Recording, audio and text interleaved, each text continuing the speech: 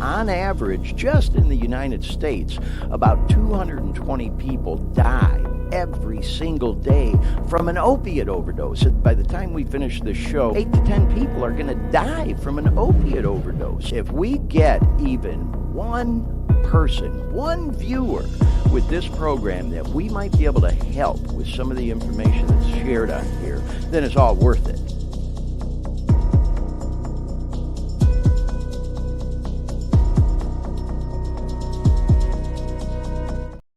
Hey everyone, welcome to the Dare Me podcast. It's your host, Glenn Victor, coming to you live from Sacramento, California. We're so happy to have you here today. I see we've already got a couple of live viewers, and I'm sure we'll have some more that'll come on as the show progresses. So excited about this show today. It is episode number 10. Mind blown. Can't believe we're already 10 episodes into this show. Where in the world does the time go?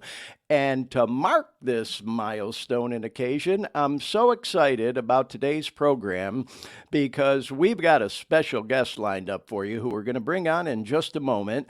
Before we do, though, let's bring on our co-host and my partner in crime from Orlando, Florida, all the way over on the East Coast, Dean Baker at Post Effects Productions. Dean, how you doing this week? Welcome to the Dare Me Show. Glenn. What's going on today? Hey, bro, glad to have you here. Hey, I see we've already got some people in the chat, too. Want to say hi to Lori, one of our regular participants in the show. Welcome to the show, Lori, and a couple more viewers coming aboard. So, yeah, we've been on for a minute and already got people chiming in.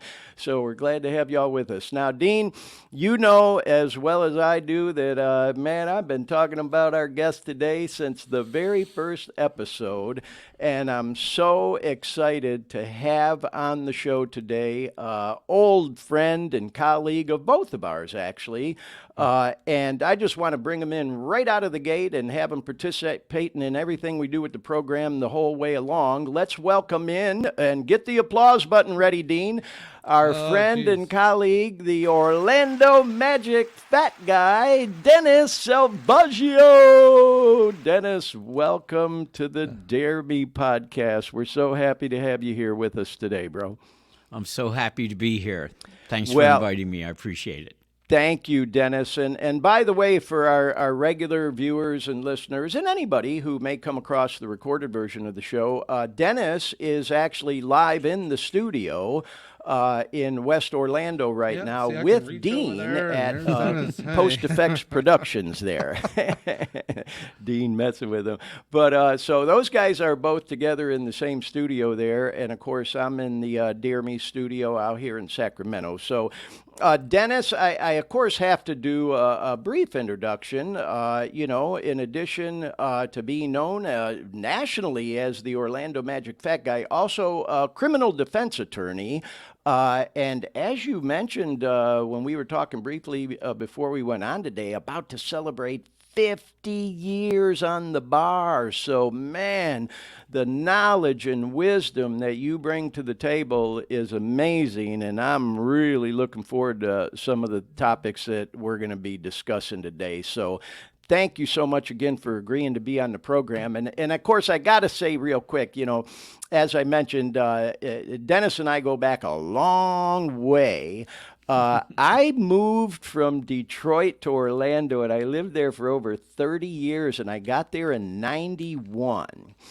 And Dennis, you may recall the first time I heard about the fat guy, Dennis Salvagio, I was doing airborne traffic on several different radio stations in Orlando. I was the fill-in guy for a while, and I used to fill in for this guy, Eddie Gaga. Remember Eddie Geiger on yes, XL? I do. Yeah. Yeah. And then this girl after, I can't quite remember her name. But anyways, you used to be a guest on the Doc and Johnny show every Friday. That's correct. And that was when I first learned about Dennis.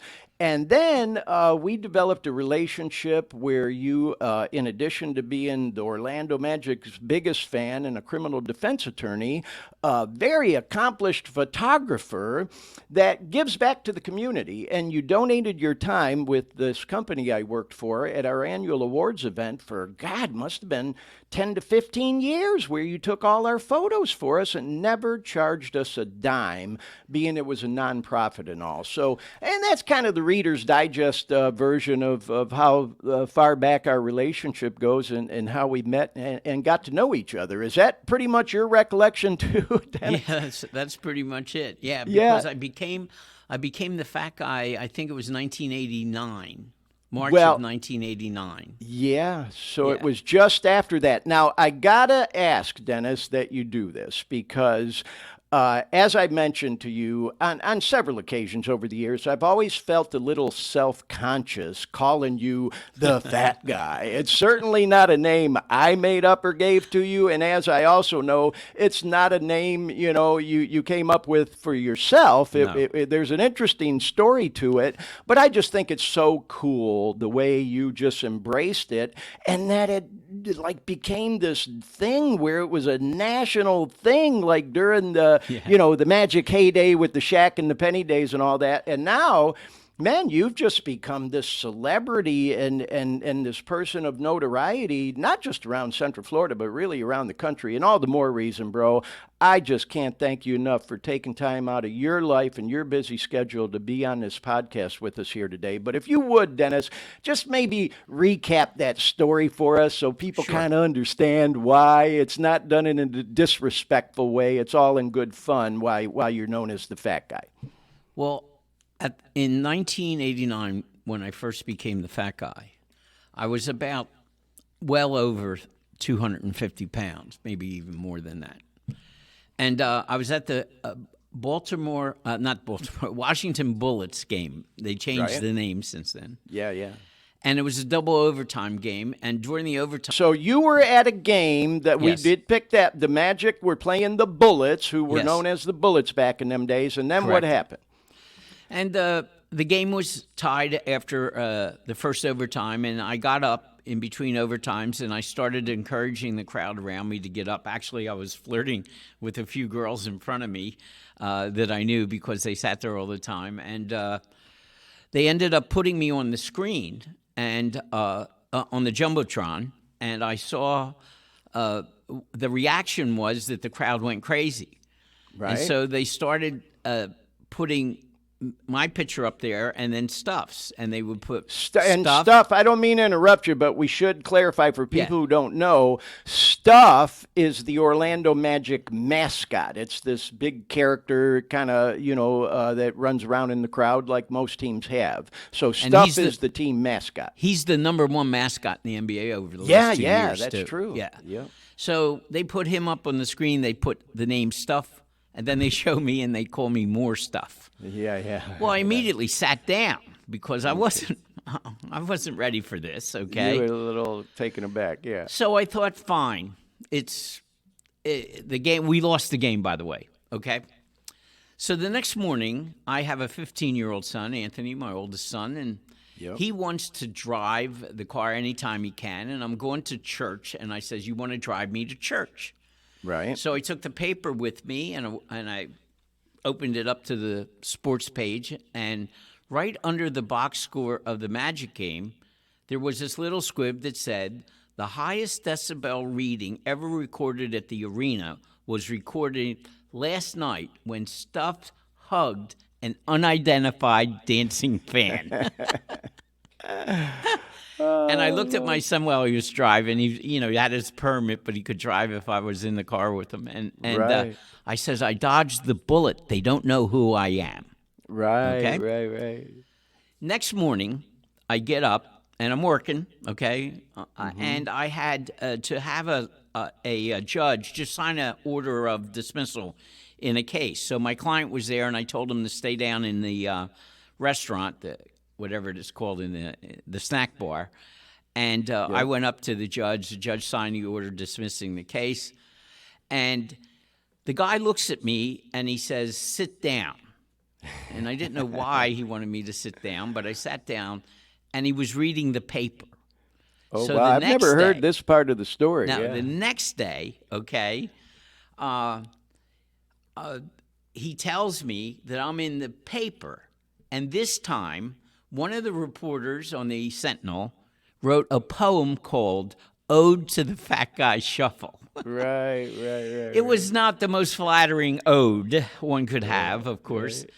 And he would go boom, boom right, boom, boom left, and he was just making fun of me. But at the very bottom of the little song, whatever it was, he said, "If the fat guy is out there, give me a call." Because they still didn't know who you were. They didn't other know than who I that was. judge who mentioned it. Yeah. Right. So I give him a call, and his name was Bill Marks. He was a reporter for the Sentinel.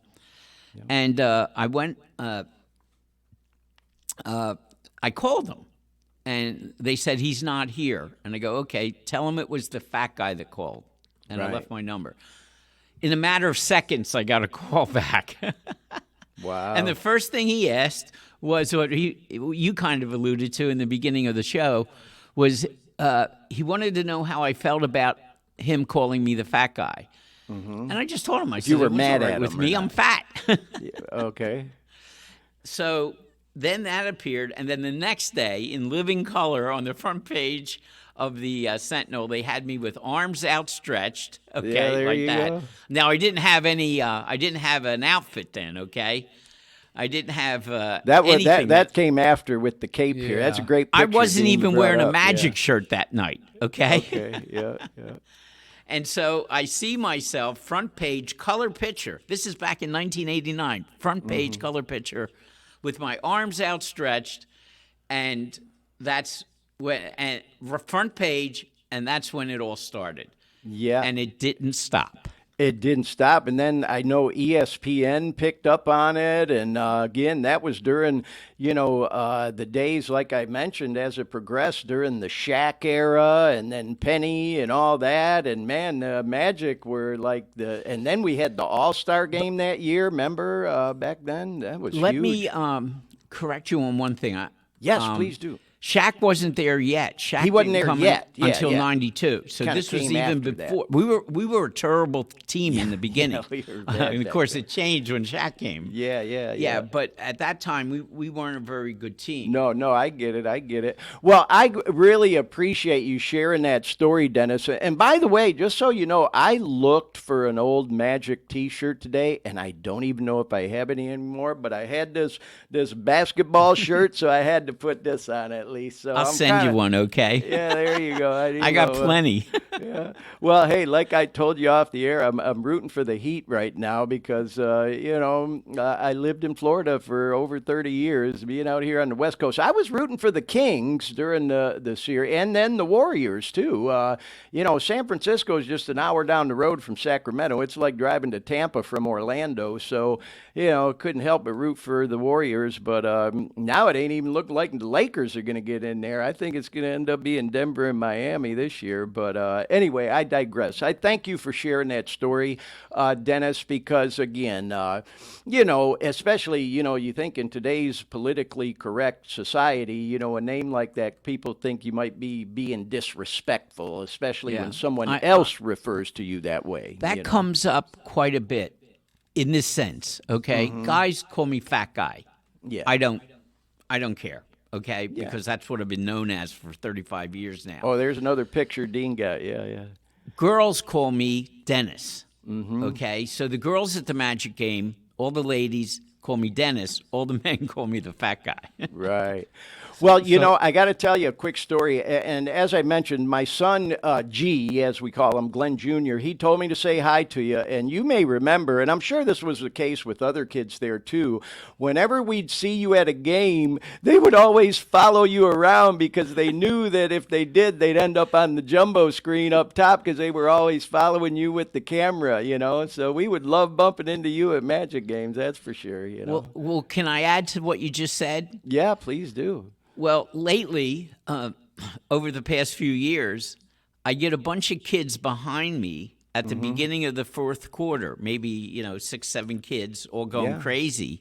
Yeah. And they put the camera on me, When he announces it's the fourth quarter, they look at me and I raise my hands, fourth quarter, and I get the crowd up again on the Right. Jumbotron. But all the kids come because they want to be on the Jumbotron, and I tell their parents, take pictures up on the Jumbotron. You'll have a picture of your kid on the Jumbotron. And I think that's awesome that you have, parlayed this notoriety into positive things, not just like helping the kids have a fun time at the game. I also know, you've done this thing you call a night out with the fat guy, where, you give back. And that's one of the reasons I was going to say, I think I know, Dennis, people love you so much in the Central Florida community because you give back, and that night out with the fat guy thing, I think, is awesome. If you want to just chat about that briefly, because Dean even mentioned he saw you at a game once going in with what he called your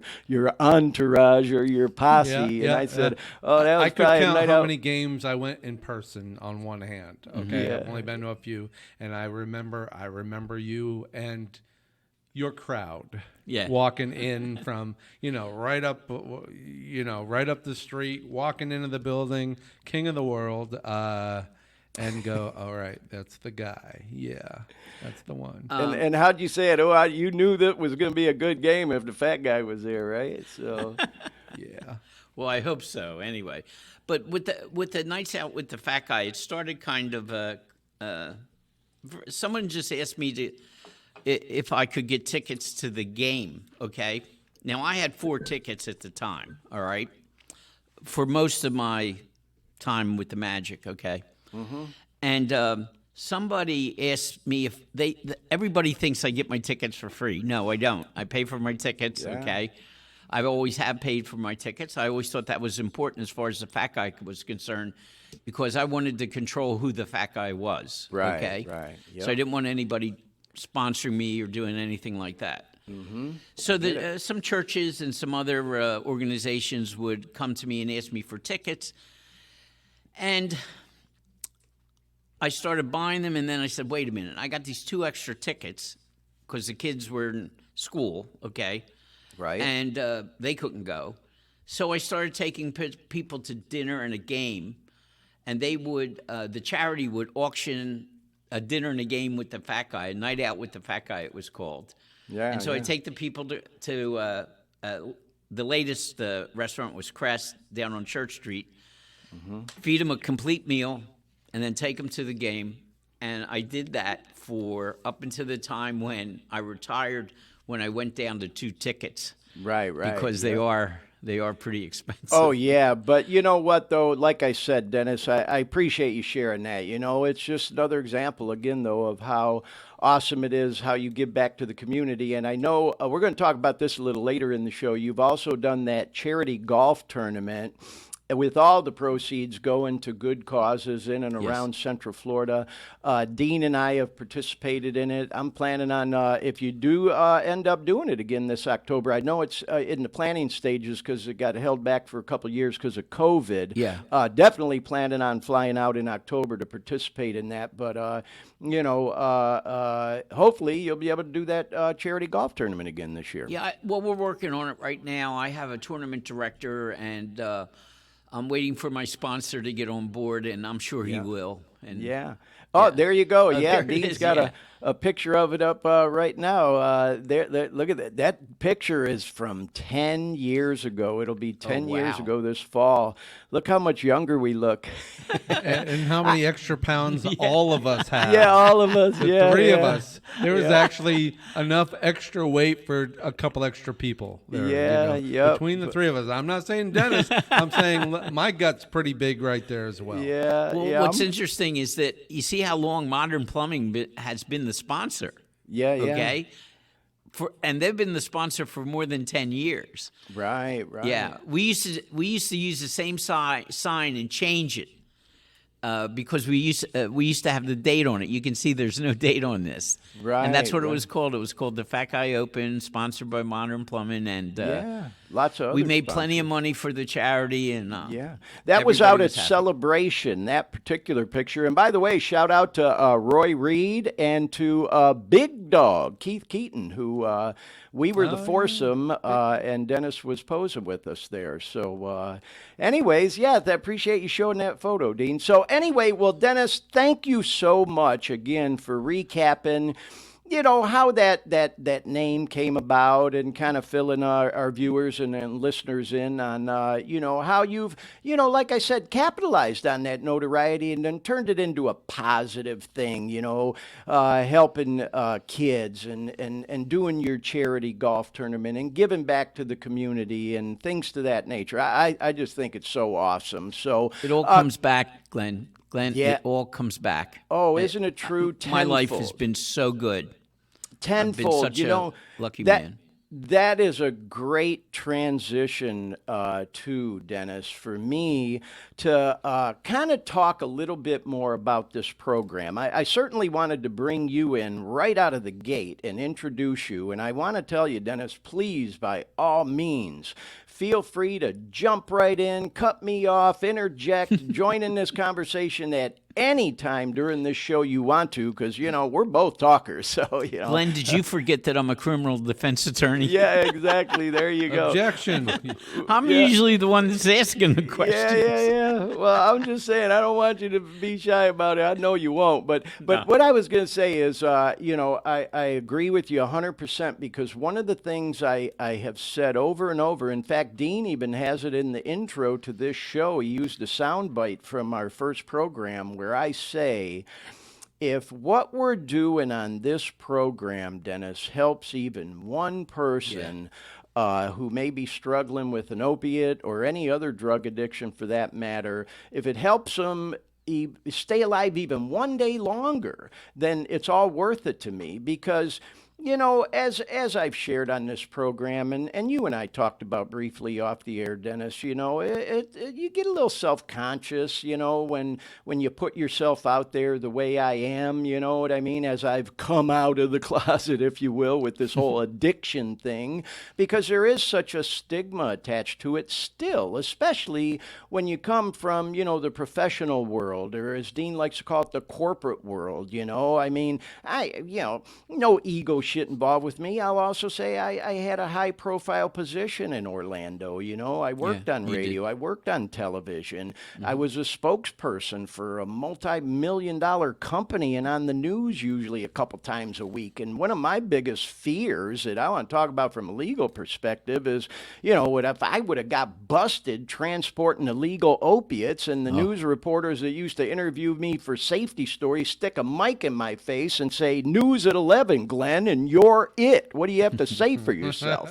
No thank comment. God that never happened, Yeah. Believe me, I thought about that a lot, because that could have happened, But how the anyway, mighty have fallen, right? Yeah. So, Dennis, I always like to kind of start the show off, and I certainly wanted to get that introduction, in there, and I'm glad we did. But I'd like to recap a little bit about the purpose of what this show is all about.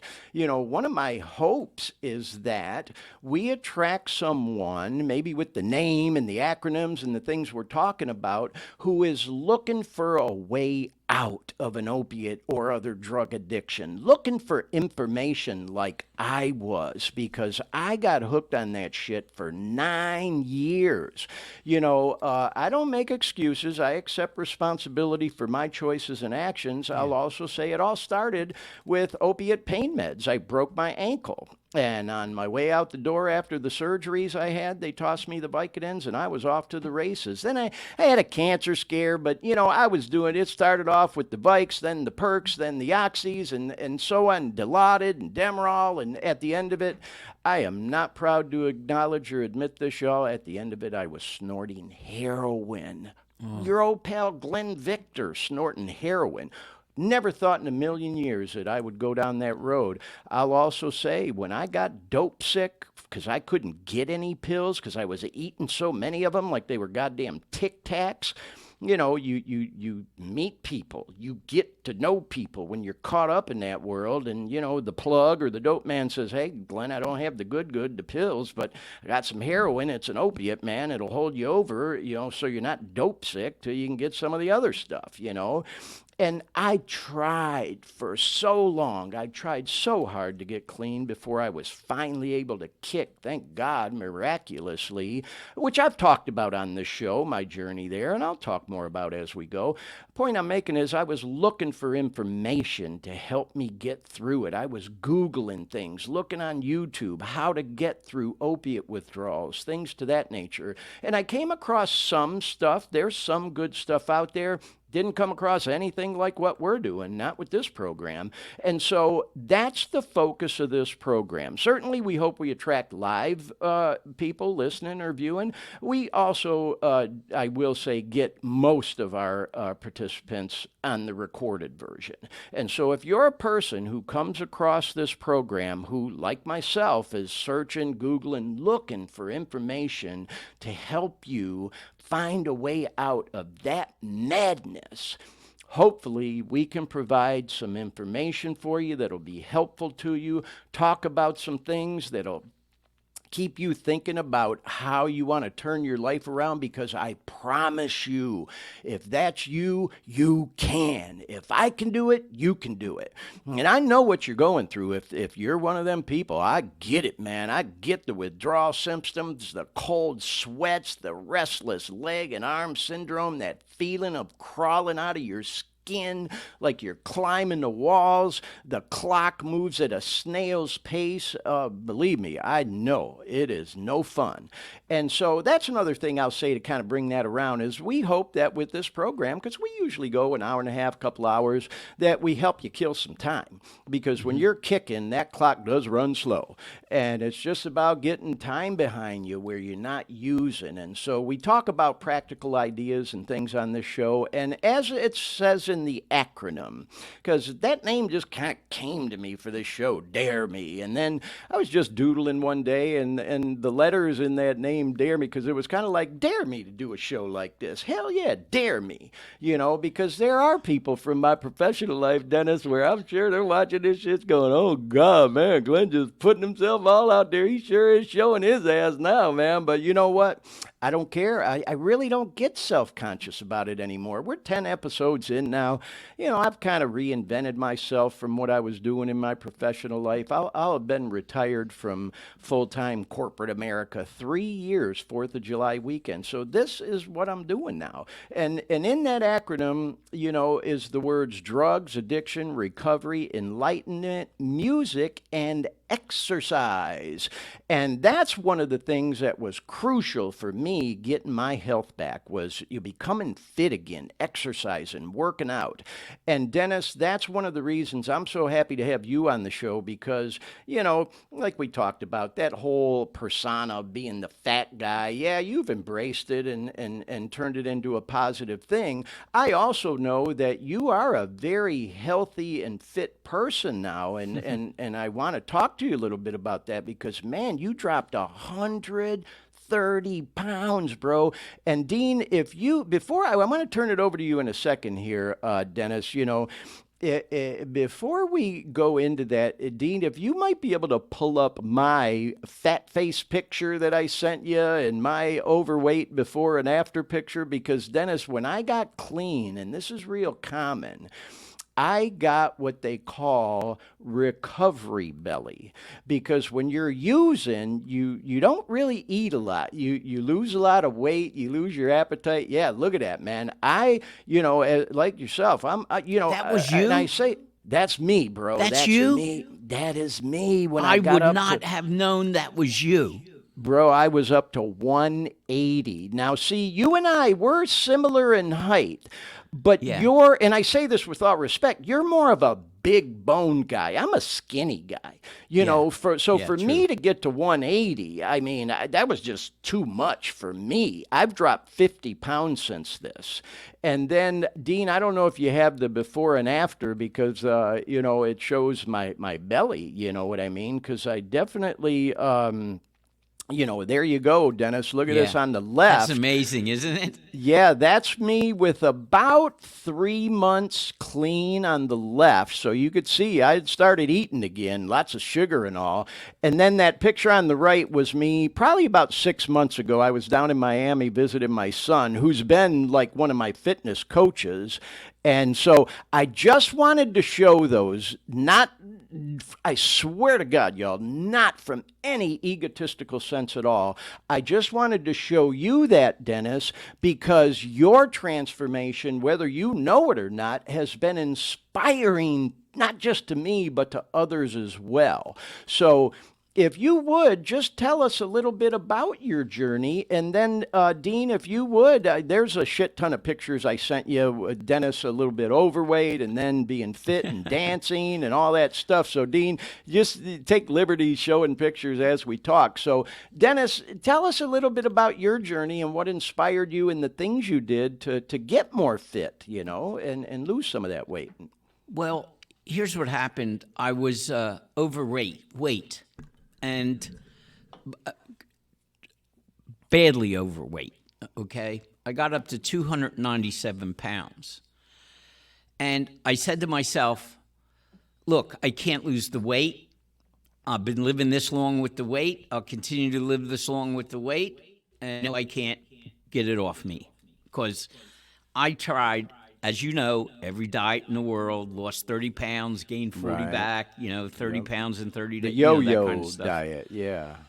So the next day I got up and I kind of said to myself, what the hell are you thinking about? Why do you want to go into the end of, look how fat I am in that picture. That's one I thought we'd show just to give people a perspective. Well, let me tell you about the picture, okay? This is in Argentina, at Boca, an Italian area where they do the tango. And I had just learned the tango in at the dance studio where I dance, okay? And my dance partner, my instructor, told me that if I was going to Argentina, Buenos Aires, I would have to dance with a girl, the tango, in a milonga, which is a tango dance place, okay? And so I said, I promised her that I would do it. But when we got to Boca, these girls dance in the street. And so I wanted to get my confidence up. Mm-hmm. And so I picked a really pretty girl, as you can see, and I danced with her. And she danced with me, and I led her, and I wasn't a very good dancer because I was so fat, and this was very early when I started dancing. But that's how this picture came up. But anyway, getting back to the weight loss thing. Dennis, if I may, I don't mean to interrupt. I just wanted to point something out. And, hey, this show is live, folks, so anything can happen live. Dean, I just thought I should point out to you, I just want to make sure we're not having a technical challenge because there's this icon of a muted mic next to Dennis's name. Don't worry about that. Don't worry about that. Okay, so we're definitely, people are picking them up. Okay, just want to make sure, because, I hear them fine. I just want to make sure everybody else was too. Okay, so Dennis, I didn't mean to interrupt you, but no so, all right. Well, I just wanted to explain the picture. Yeah, I'm glad you did. Yeah. Of course. Fortunately, I have a wife that doesn't care about me dancing, and so. The beautiful Mary, yeah. Yeah, oh yeah, she's great. Boy, I tell you, she puts up with me.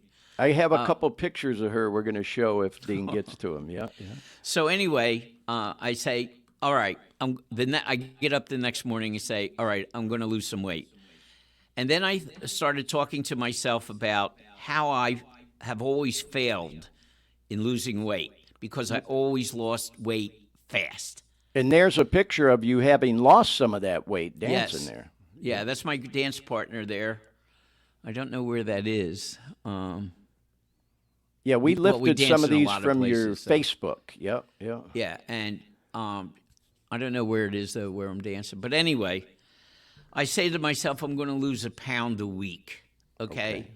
There wasn't any instant gratification, but I was retired. I had time. And so I started losing 1 pound a week. I gave up sugar, anything that turned into sugar. I used to drink milk. I never drink milk. I gave up all the bad food that you could possibly eat. Right. For example, I gave up anything with white flour in it. Okay. So if I eat a sandwich now, I eat it with whole wheat bread. Right, right. So I started to do that, and I started to realize that my stomach started getting smaller, so what I put on my plate started getting smaller. Okay? And even when I weighed myself, and if I had lost an extra pound or two, I would eat more because I wanted to keep it to 1 pound a week. Right. Okay? Okay. And that's exactly what I did. I didn't eat anything bad at all. I was going to the gym and dancing, okay? Right, right. I was going to the gym 6 days a week for about an hour and a half, okay? Always an hour on the bike every day, and then weights or abs or whatever. You know, you've been through this. Sure. Okay? And then not only did I look better on the dance floor, I was dancing better too. Okay, yeah. And so this is well into the weight loss here, I think, this picture. So Oh, that's a great picture, yeah. yeah. So I lost more weight since then, but So, but Dennis, now I feel really good. I feel like I'm 17 again. right. Everything's I know, it's going good. amazing. It's amazing. So, Dennis, if I may, and we talked about this off the air, so I know you don't mind me asking you, but if you would share with our viewers, our listeners, what weight you got up to, where you got down to, and where you're kind of holding steady now. And you told us you were on a journey of a pound a month, or a pound a week, was it? Yeah. A pound a week. And because I just think it's amazing how you've accomplished this. So if you don't mind sharing them numbers with us, I think people I would be started interested out to know. at 2. The reason I had any concern about my weight is I was getting close to 300 pounds, and I'm Right. 5'4", okay? Right, yeah. And I went from 297 to 167. Amazing. When I got to 167, I couldn't lose any more weight. So I went to the doctor and I said, "What's up? You know, why can't I lose some more weight?" I wanted to get down to 154, which was the weight I was in college when I graduated. Okay, but I could not get down there, and the doctor told me your body can't diet forever, and he says you're fine at 167. You look thin, you look good, so stay where you are. Right, And that's right. pretty much what has happened on its own. Now, Yeah. I'm also aware of the fact that once you lose all this weight, the fat wants to come back to provide the energy that it thinks it lost while you lost all the weight. Yeah. And so now I've changed my habits a little bit, in as much as I eat more meals a day, but very small meals. Okay, about 5. Today I ate about 4 times so far. Just Okay, smaller. but small amounts. Good food, always good food. And my wife, she cooks great, and she every time I need a special meal, she cooks it, and I've been able to make. I have no worries about ever gaining weight again. It became a habit. good. They should call this diet a habit. You know, Because I'm- after 4 months, I was able not to worry about eating anything bad because I knew I wasn't. Right. No, I'm glad you said that, Dennis, because you know what? People ask me often, not so much anymore because it's been a little while since I took it off, but when I was losing all that weight and lost all the weight, everybody asked me, "Wow, Glenn, what diet did you go on?" And I said, "Well, I never really went on a diet. I just started eating healthy." And you know what the main culprit for me was, Dennis, was the sugar. Oh, my gosh. I was Sugar so is the worst invention in the world. Well, we talked on this show about some research we read where, you know, some studies say sugar is more addicting than cocaine for some people. You know, everybody's genetics are a little different. It was but, definitely an addiction for me. I never had an addiction to drugs or alcohol, okay? Yeah. Yep. None of that, okay? Yep, but you do But crave food sugar. was my addiction, Yep. and sugar was killing me. Well, and Dennis, it just goes to show, man, when a person makes their mind up to change, it can be done.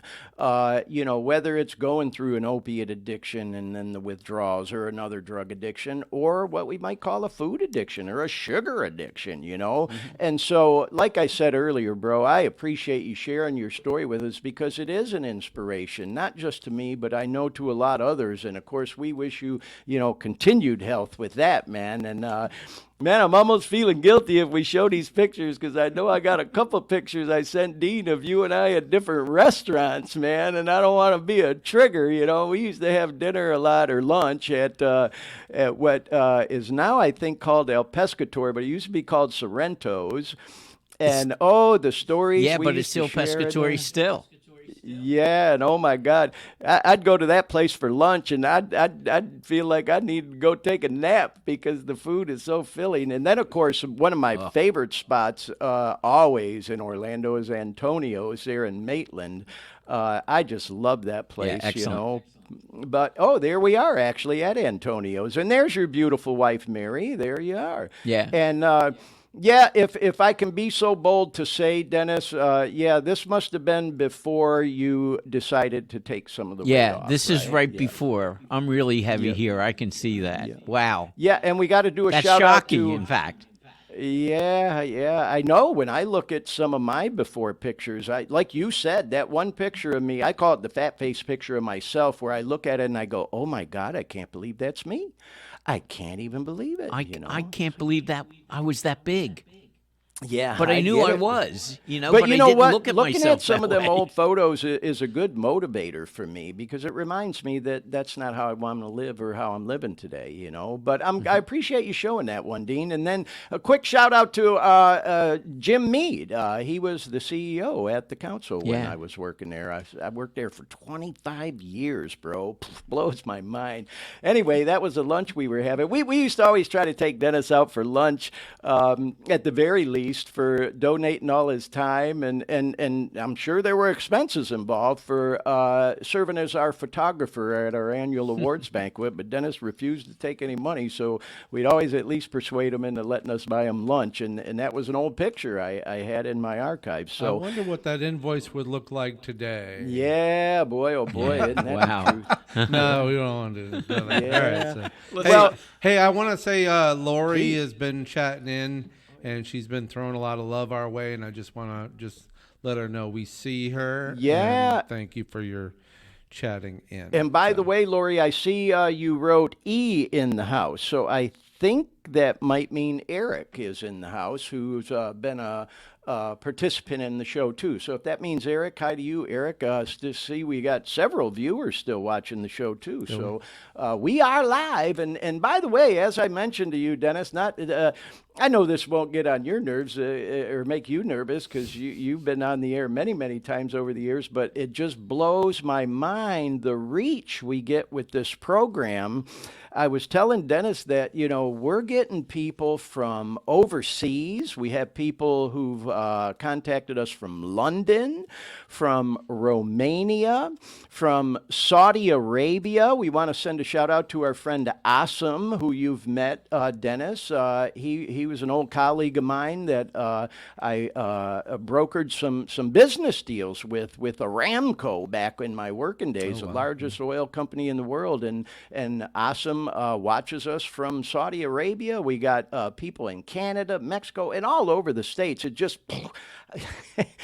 So, again, not to make you nervous, Dennis, but man, we are not just nationwide, but this program is international, bro. I'm not nervous about anything, Glenn. Yeah, I know you're not. Like I said, though, man, people are paying attention. And so going back to what I even said earlier, sometimes at the beginning, I was feeling a little self-conscious about putting myself out there like this, like, oh, good God, what have I done?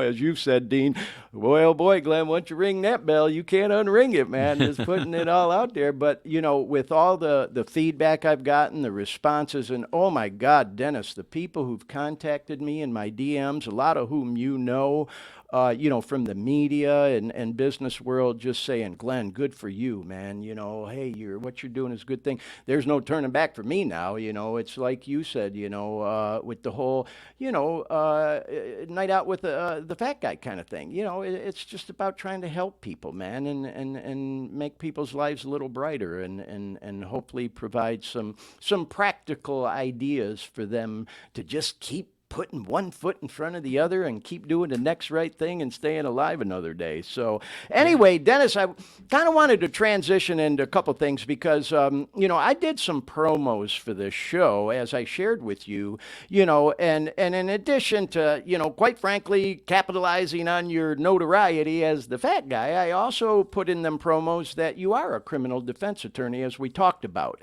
And so one of the things we put in the teasers was got busted for illegal opiate possession, or drug possession or use or whatever the case may be.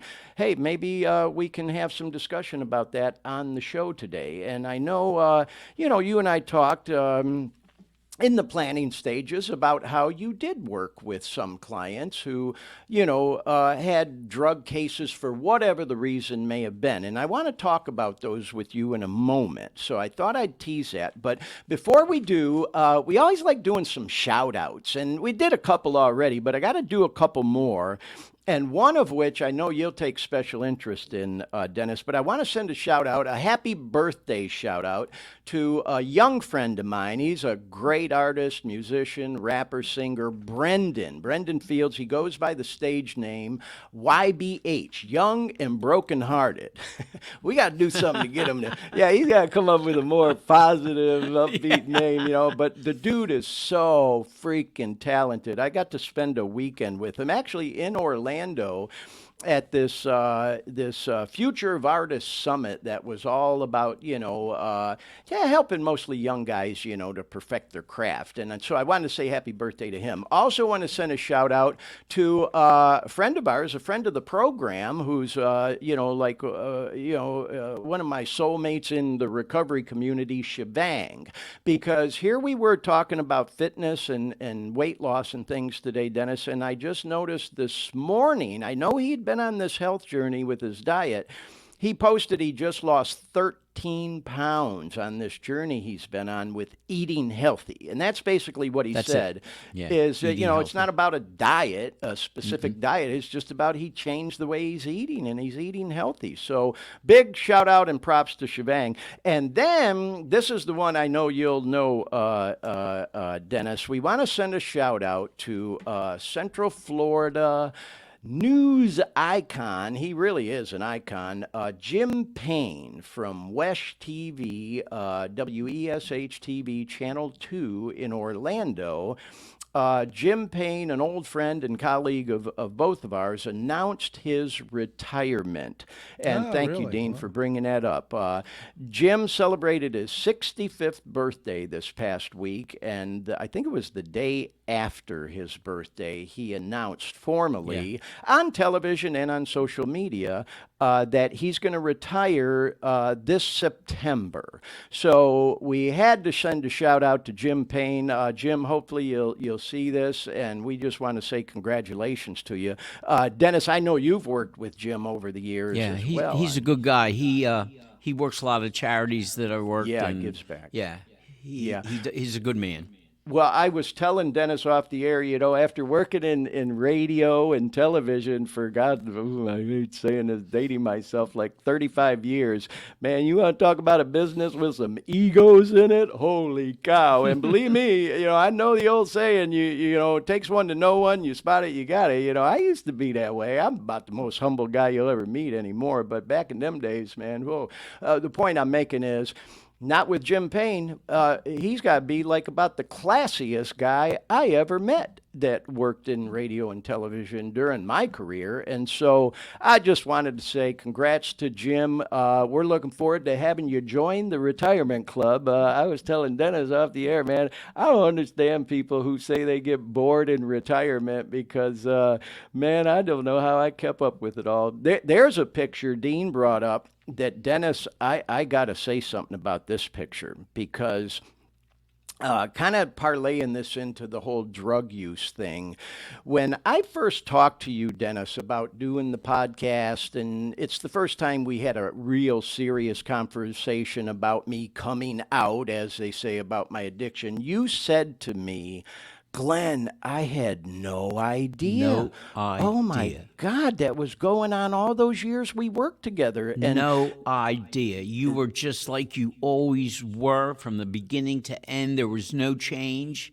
yeah, that's it. We become masters of deception with that shit, man. And you know, I was definitely the classic definition, Dennis, of a functioning addict up until those last couple years. And then when COVID hit and everybody was locked down for a year, oh my God, all I ever did was leave the house to go get more dope. And that was the case with a lot of addicts during that time, man. You know, everybody was isolating and just using, snowballed out of control. But with this photo here, this was near the end of that run. This is probably about 3 years, I think a year before COVID or whatever. But I look at this photo, and if you look closely, now look at Jim's eyes. He's like bright-eyed and bushy-tailed. Look at my eyes. I remember that day specifically, and I am high as a fucking kite in this photo. And I look back at it and I think to myself, how did anybody not know? Like, Dean, you were filming this whole thing. Didn't you at least at times think to yourself, well, Glenn seems a little off today? I mean, I don't know how people just didn't know. Glenn, you just, I don't know if you're a real, is it type A personality? You know, you're really like, type triple A edge. And you've always seemed to kind of have, you've always kept that same edge to me. Enthusiasm, you know? But the funny thing is when you fell, you went dark. Yeah. And I couldn't tell you, because I started doing a podcast at the beginning of the pandemic, and I kept, once in a while, every half dozen episodes, I'd see a like from Glenn. Yeah. I said, Glenn, come on the show. I had no idea, because he was in a cave. I was isolating then. He took it. I mean, the pandemic did it to all of us, but he went, obviously had his own demons, and he kept them in his cave, and he didn't share that with anybody. Well, and that's a good way to put it, Dean, because you almost feel like you're possessed, but you get to a point where you just don't want anyone to see the shape you've gotten yourself into. But this particular picture here, it's like when I look at pictures of myself during that time now, the first thing I think of is, okay, was I high that day? Was I dope sick that day? Was it before opiates or after opiates? But anyway, that's one I always think about when I see that picture of me and Jim. And I think I had another one of them too. But anyways, something else about Jim, and I know he wouldn't mind me talking about this because he did this on the air. He did a special program, and Dennis, you and I chatted about this briefly. I know you remember this, where he talked about addiction and how it affects families, and that they had a challenge in his family with his own son, who I guess is doing great and has been for years now, which I'm so happy to hear about.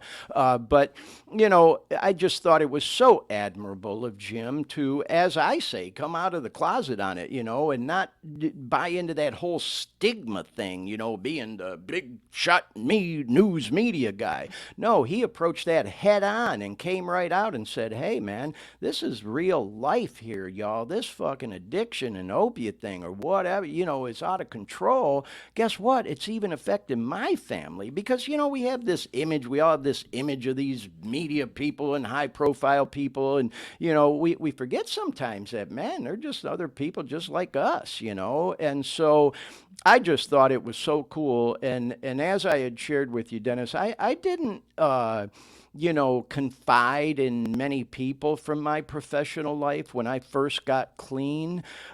Jim, man, I'm trying not to get filled up talking about this because I get sensitive real easy. They say there's an old saying, Dennis, when you get clean again, there's good news and not so good news.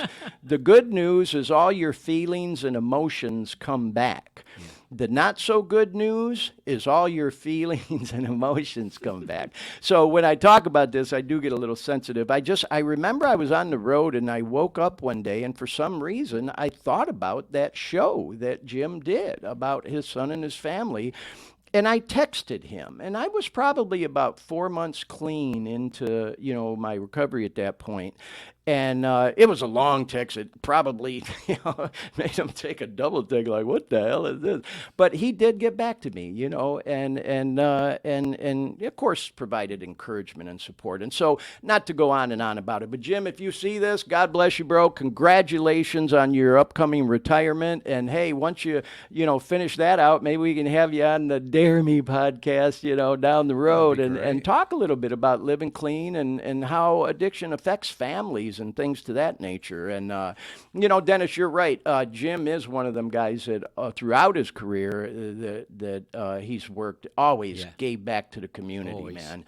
And donating his time to charities and things to that nature. So anyway, Dennis, if we may, I want to transition into some current events. We always try to take a couple stories in the news of the week and just maybe get your take on a couple things. So, Dean, there's several pictures I sent you about an event called UFAM.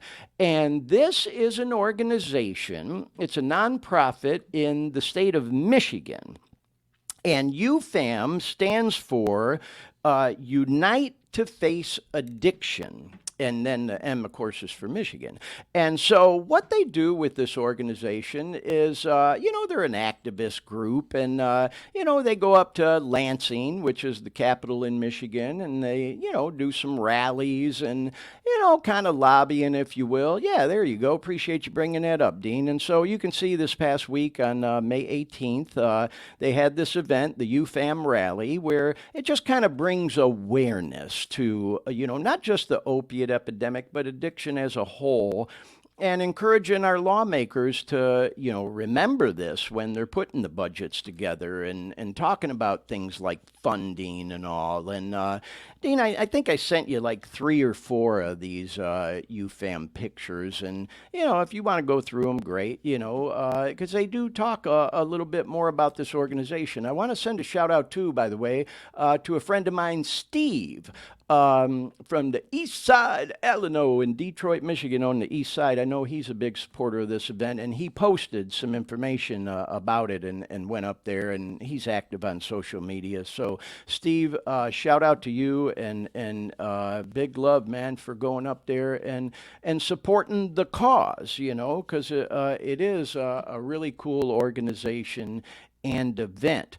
And I know they have, organizations and events like this around the country. Even in Orlando and Central Florida, there's organizations. They do things like the Recovery Walk. And, of course, in Orange County, they have the Orange County Office for a Drug-Free Community and things to that nature. So this thing up in Michigan, it's not unique. These types of things, are in place and go on around the country. But I thought I'd mention that one because it was a current event from this past week that I know a lot of people went out to support. But anyway, we'll move on from that one. And now I told you a little bit about this, Dennis. There's this unique ad campaign that just started this past week out here on the West Coast in San Francisco, and it's called Fentanyl Life. And it's a play on words with the word fentanyl.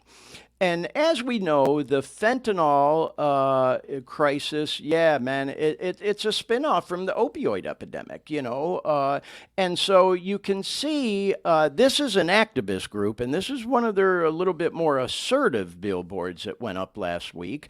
And you can see their websites there. That's fentanylife.org. And they're saying failed drug policies live while people still die. That's Fentanylife. And so, they're kind of sticking it to the lawmakers a little bit out in the San Fran area. Yeah, I appreciate you bringing this up, Dean, and the other ones too when you get a second, because I think it's important. But here's a headline of a story. This outdoor campaign storms San Francisco with scathing take on the fentanyl crisis. And some, have come out saying, wow, man, these ads are a different approach.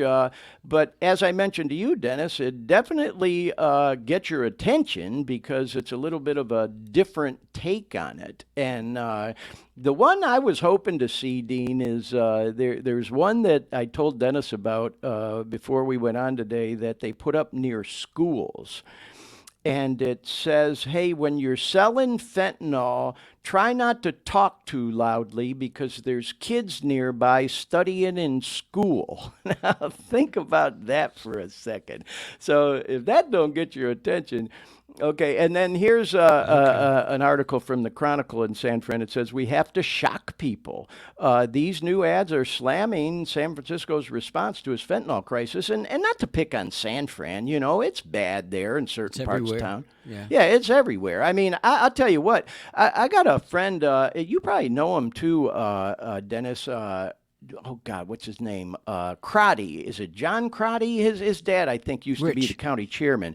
He posted a video on social media I saw of the homeless all around the soccer stadium in Orlando. And I thought, oh my God, it's gotten a lot worse there than it was before I left Orlando. But here's that other one I was talking about. Right near a school, they put this billboard up. No yelling while selling drugs. Kids are trying to sleep around here. Oh, well, they said sleep around here.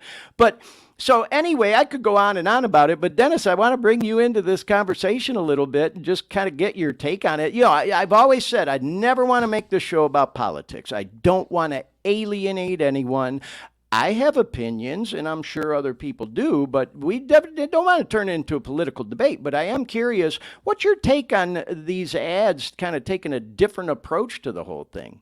What do you think? Well, I think we have to do something. And if you got to slap a guy in the face sometimes with even something like this, an ad, it's important that it gets done. I think this is exactly what we should be doing. Yeah. In my practice, I met a lot of people who had problems with alcohol and drugs. Yep. And in the beginning, as a young lawyer, I didn't think too much about it. But as it went on and on and on, I was making a living off these people, okay? Yep. Yep. Because they were caught with drugs or alcohol or DUIs, whatever, okay? And I handled some very big trafficking cases, some big federal cases involving drugs as well. And I started to be concerned about the people that I was representing. And we started talking to our clients about cleaning up. Why do you want to keep doing this? And in about the past 10 years of my practice, I think, I got really bold with them. Of course, we challenged them always to get into a program, and a lot of them did, okay? A lot of them told me they did, and right. I'm not sure whether they did, some of them. But sure. It was something that I wanted to know why. And so I asked a kid once, what was it that happened to you when you were a kid that made you live a life like this? And they would tell me. Mm-hmm. I mean, the most disturbing kind of things, as well as things like my mother got divorced, my father used to beat my mother, all that stuff. And we talked about that. And it seemed like they were willing to talk to me about it because they knew how I felt about getting them into programs. Mm-hmm. And we did encourage a lot of people to get into programs. Sure. One of the nicest things that happens to me every New Year's, around New Year's Eve and New Year's Day, is I get calls from clients that say, I got another year dry. I got another year off drugs. That's awesome. And that's so heartwarming to hear that. Mm-hmm. Because I saw how bad they were. I mean, how they were not only in trouble with the law, they were in trouble with themselves. Yeah. Yeah. Yep. Yeah. And so we did that, and the benefit for me was that later on in all these years, I still get these phone calls, and I fully expect to get them next New Year's too as well. So. Well, you know what, Dennis, without going into too much, detail about it and digging too deep into it, as you know, one of the companies I worked for, you had a lot of involvement with as well. I never worked directly in that department. I was more of a PR, marketing, OSHA kind of guy, but it was in fact, only DUI program available to people in Orange County, Seminole, Osceola, whatnot. And part of that process is if someone gets a DUI and they are charged with a DUI, they have to meet with what is called a DUI, what do they call them, advisors? I think it was advisor. And they interview these folks, and then they have to fill out all this paperwork, this 300 question, what they call psychosocial evaluation, where, in there, sometimes they'll ask, doing that. They'll ask you the same question five different ways. They used to ask me how they should answer them. Yeah, they'll ask you the same question 5 different ways to measure your level of honesty in answering them. And then the evaluator, not inspector, that's what we call them, the DUI evaluators, would take all this information from the psychosocial, the interview, to determine if whether or not, in their expert opinion, this person had an alcohol or other drug problem. And if they did in fact think so, they did not need court approval to do this, could order them to counseling.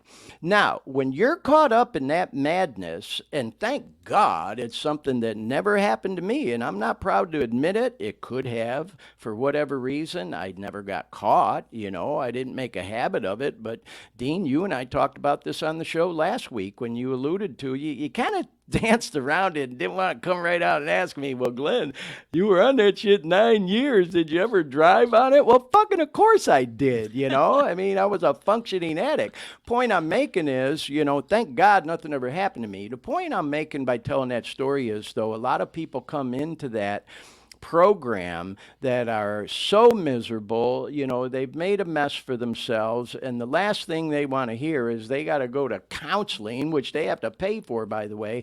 But the reason I brought it up, Dennis, is because of exactly what you said.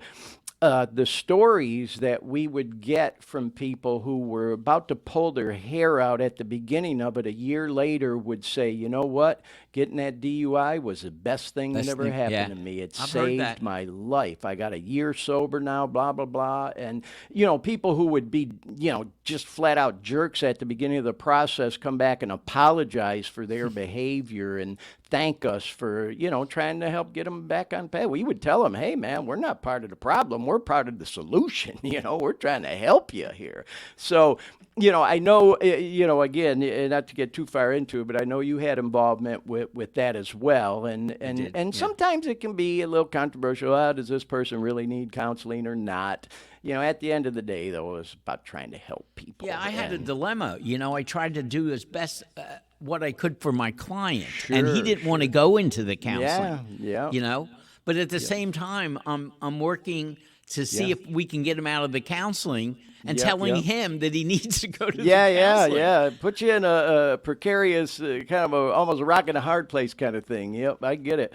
Well, hey, I appreciate you sharing your input on those ads. So one of the things we talked about, Dennis, that I'd kind of like to transition into right now, since you even kind of brought it up a little bit, is if we have someone watching this program who is looking for a way out of an addiction, or maybe they have kicked, maybe they got busted with having illegal drugs, a prescription that wasn't theirs. Maybe, maybe they got busted with heroin. I don't know, and things to that nature. There's that old saying, I don't know how much true it is or not. People say, oh, if you get a DUI, never, agree to a sobriety test. I don't know. I ain't taking an opinion on it one way or another. I'm just putting it out there.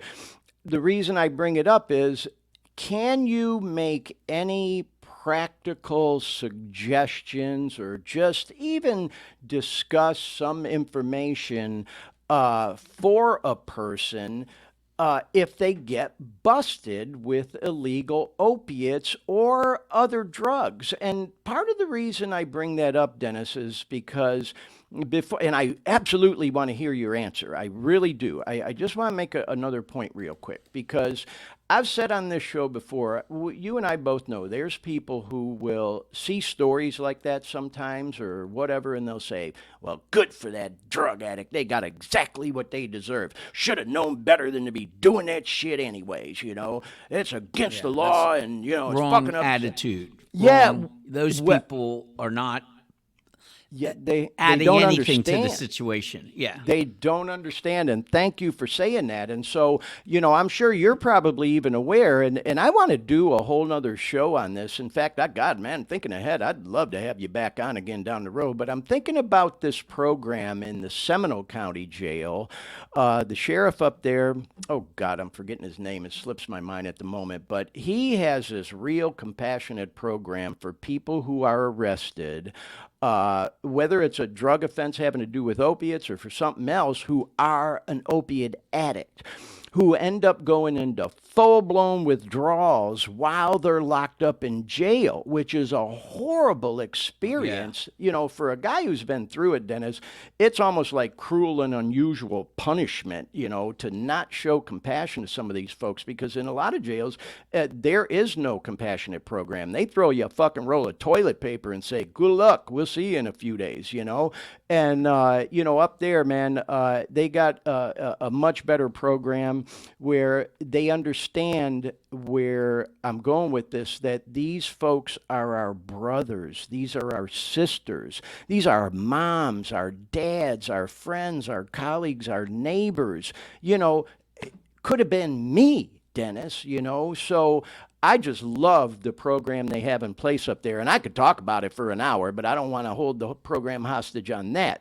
Where I was going with that whole thing is, if someone got themselves in trouble with this whole thing, as a criminal defense attorney, what suggestions might you make for them? What information might you be able to share on the program today?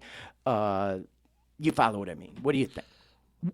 Whatever happens in these cases, the important thing is that the judge will look at an offender much better at sentencing if he's doing something about it. Okay? Yes. And what we would do is we would get people into these programs. So I could say to the judge, hey, judge, look, he made a mistake, but look what he's doing now. He's cleaning himself up. He's following the rules. He's doing what he's supposed to do. So that would always help me at sentencing. Because, you can't win every case because they come up and they see it in your pocket. And and the person's priors, too, can play a big role, I would imagine. Yeah, but they do have drug court. They do have drug court, military court for the veterans court for the veterans. And I think the court is starting to pay attention to the problem and not the crime with these with the VA court and with the drug court. That's what we should have been doing a long time ago, okay? But where it comes in good for my clients, for example, if they get into a program, well, most likely I'm going to get a withhold, which means that no formal conviction, okay? And later on we may be able to expunge the record or get it cleared some way, okay? And it was very important. Now, I used to give them, look, I got to step back a little bit. You're not going to appreciate what I'm going to say, but I used to tell them. People ask me all the time, should I take the breathalyzer? I says, no, don't take the breathalyzer. Don't talk. Right. Yeah, don't give them any evidence against you. I got no issue with that, bro. Because that was my job. Yes, okay? Of course. And it makes it a hell of a lot easier on me if I got a case with no breathalyzer, no field sobriety test, and no talking. Yep. And so I told people, don't talk. He's going to arrest you anyway. Yep. So don't give him any evidence against you. Well, now, that's Dennis, what I used to tell them. think... But once they came into the office, right, I was pretty serious about them getting help for themselves. Yeah. And not everybody did, but I would say everybody at least listened to me. Well, I can't thank you enough for sharing that. And if I may, I'll kind of use a phrase, if I'm hearing you correctly. From a criminal defense attorney perspective, you're telling anyone who may end up in a situation like that, keep your fucking mouth shut and lawyer up. Yeah, and you know what else I told them? Stop drinking. Yeah, and stop drinking, by the way, and using dope. Yeah. Clean your act up. Yeah, but I had different. Glenn, I had different reactions to that. Most of them were positive. Yeah. But I remember one guy, after I gave him a little lecture, okay, and I wasn't mean or unkind in any way. Sure. He looked at me and he goes, "Who the hell are you to tell me?" Yeah. He says, "Do you drink?" And I go, "No." "Do you use drugs?" "No." Mm-hmm. And I says, "I tell you this because if you're going to be my client, I not only want to help you in the court, I want to be able to help you in real life." Yes. And somehow that made a difference to them. I don't know. But no, I have no doubt it did, Dennis, and I think that's important. And not to patronize you, bro, but I'm going to say it. Go ahead, patronize me. Well, okay.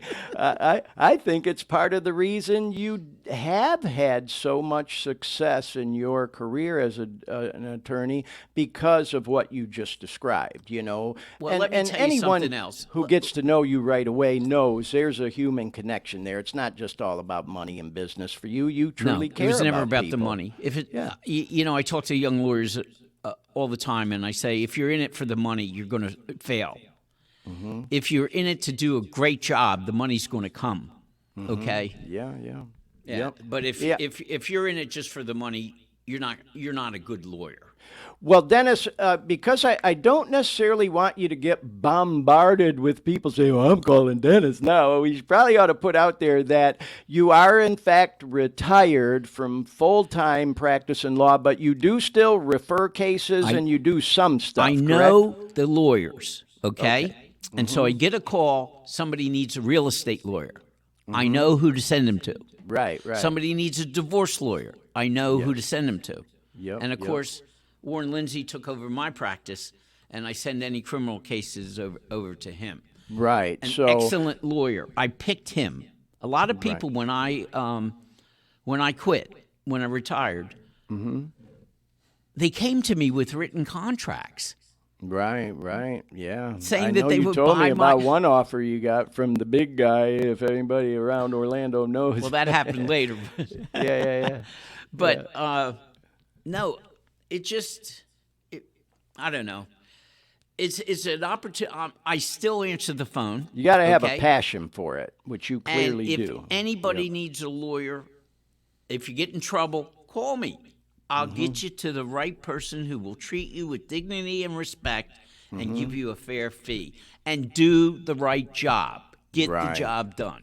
And that sometimes might mean telling clients things they don't want to hear, like what you just said. So we tell clients things they don't want to hear. That whole tough love thing, right, Dennis? Well, you know what? I wasn't really that way. I was pretty much myself, I guess. But yeah.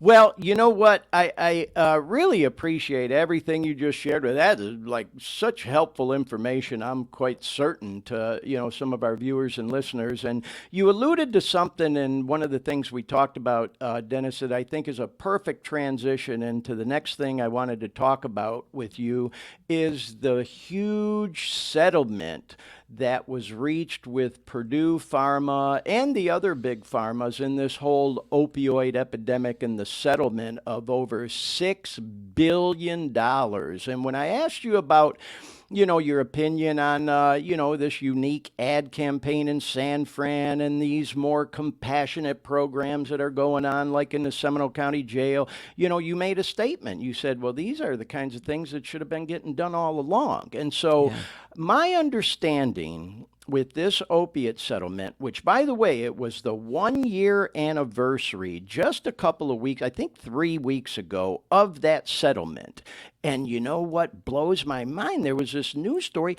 none of the fucking money has even been distributed yet. They're still trying to figure out how to dice it and slice it, okay? Should it go to lobby groups trying to, activist groups lobbying for tougher laws? Should it go to prevention programs? Should it go to treatment programs? Should it go to these unique ad campaigns? To individuals? Personally, I think, we got to come to some kind of compromise between all of them. But goddamn, it's been over a year. And like you and I talked about, $6 billion, that sounds like a lot of money. But for these companies, man, that's like a drop of water in the ocean, a grain of sand in the desert, because they made so much profit and they're still profiting off of it. And they haven't even let the money get out there yet. So, just thought you would bring a unique perspective on this, Dennis. Like, what the hell is going on here? This was a legal case where they settled to pay $6 billion, and a year later they haven't even paid any yet. What the fuck's going on here, man? Is there games going on, or is this legit? They're just trying to figure out how to do it. Well, first of all, I think that the $6 billion is nothing. Yeah. You cannot possibly compensate the person who had the drug problem, as you know, okay? Yep. How about the family? Yeah. It affects more than just one person. Oh, say that. Yeah. Okay? And there were families ruined by these drugs, okay? Mm-hmm. But Big Pharma, $6 billion, like you said, drop in a bucket. That's all it is.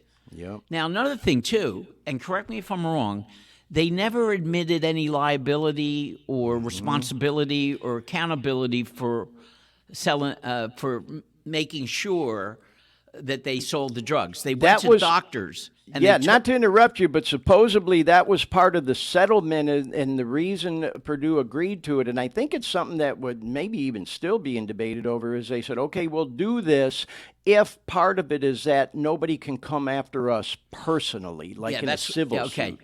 You corrected me. Thank you. Yep. But still, I think people should come after them personally. Right. Yeah. So they get immunity from civil action? If they pay. Yeah, that's what they got, right?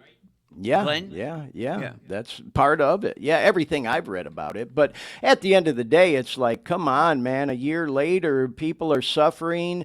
The thing just keeps getting worse. It's like I say a lot on this show, Dennis, especially with COVID and everything, the whole opioid epidemic kind of went on the back burner. It's been around forever. I mean, for God's sakes, you remember the old pill mills in Florida? That's going back 20 years. So people just kind of say, the whole opioid thing. We know what's going on. Big Pharma that was responsible for all that. Right. They sent their salesmen into doctors to say, oh, no, this is not addictive.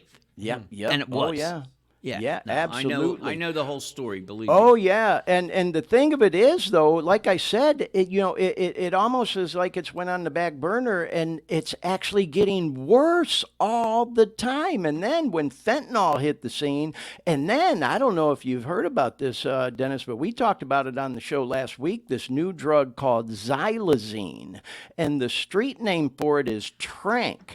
It's an animal tranquilizer that's not even illegal in most states. Florida just made it illegal just very recently, but now the dope dealers are mixing it in with the fentanyl, with the heroin, with the fake pills they're making because it gives people a higher high, which in theory keeps them coming back for more. These fucking guys are mixing this stuff up in their kitchen sink. So there's no, formula to it. They just, roll of the dice. People are taking the shit and dying. And like I mentioned, just in San Fran, and it's the same in cities all over the country, overdoses have risen 40% just in the first quarter of this year. Man, again, I try not to get filled up talking about it, bro, because I do know people, Dennis, that I've sat right next to at tables and NA meetings and whatnot who, a few days later you come back and say, hey, where's my boy Colin, man? Oh, you didn't hear, bro? He got some bad shit, went back out, and he's dead, I can't even tell you how often that happens because I still go to meetings fairly regularly just to check in and, do that daily maintenance, keep it top of mind awareness for me. And so, there again, this whole, opiate thing is not going away. It just keeps getting worse. And meanwhile, there's $6 billion that's just sitting there. It's just making interest? Sitting there. Yeah, right. Yeah. And that does make you wonder because, when it comes to programs like this, there's always going to be some shit in the game. Somebody's going to end up with money that has no business having it with some bullshit 501 where the CEO is going to be pulling $200K a year salary for, giving contracts to his friends and all that bullshit. So. What's that, Dean? I'm sorry, I didn't hear you. I think Bitcoin dropped a little bit, so that would have been a bad investment. Yeah. $6 billion of Bitcoin. But anyways, if I may, Dennis, let me just ask you a little bit more, of your take on that. What do you think is going to be the ultimate, compromise with this, where they start releasing that money and then, just your personal opinion. Do you think maybe more should go toward prevention, toward treatment, toward tougher laws, as a deterrent, as a person? Tougher laws as a deterrent just doesn't work. Yeah. Okay. It never has. Yeah. And the people that you hear that from are people who want it to stay that way. Okay. Yeah. Very conservative prosecutors, for example. Right. Those people. I mean, most of the prosecutors I dealt with were fair and square. They were legitimate guys who were willing to work out the case, or if we couldn't work out the case, to go to trial and do it. But I think the money should go to all those things, okay? Prevention, that's very important. Yes. Programs, but I believe that the families of the deceased and the people who were hurt by the drugs should get some money too. Well, but what? $6 billion is not enough to do all that. No, in fact, I did some research and it said the average individual and or family will get somewhere in the ballpark that is part of the settlement, about $48,000. And, Dean even mentioned to me on a couple shows ago, he's like, well, damn, Glenn, with your freaking story, you ought to got in on that thing. I said, well, I think that boat's already sailed. I didn't, And the thing of it is with me, Dennis, I don't think of myself as a victim. Certainly, I fell victim to being sold up the river, like you said, by these salesmen that pushed it on doctors saying, well, this ain't addictive, and they prescribed the shit out of it for me. I mean, they were prescribing me Vicodins, Percocet, Norcos, Dilaudid, Demerol at the end of it. You know what I mean? And so, yeah, I do kind of feel like I got sold up the river. I'll also say, I knew better. I have a long history with addiction. I got clean as a younger guy. I started using dope, smoking weed, drinking all that shit as a teenager, like a lot of people. And I got clean for the first time at 25 years old, and I stayed clean 17 years. That's where I built my life, and my career and my whole. And then I had a bad relapse on the booze for about 5 years, and I got clean again for over 6 years. And then that's when I broke my freaking ankle. And then it was off to the races with them pills. So, had they marketed them differently, if the feds were a little more stricter instead of being so loose and liberal with letting them market the way they did, maybe that wouldn't have happened to me. But believe me, bro, when I tell you, I got fucking war stories. I mean, you want to talk about it destroying families, not to mention money and how I almost died, like I said, man, I can't believe you know me. Both you guys know me. Can you imagine Glenn fucking snorting heroin? For God's sake, I had man. no clue. Glenn, you used to get up in front of that thing, in front of the banquet every year. The podium. And what a fantastic announcer. Oh, God. What a fantastic MC. Oh, shit. I used to marvel at you, how quickly you picked things up.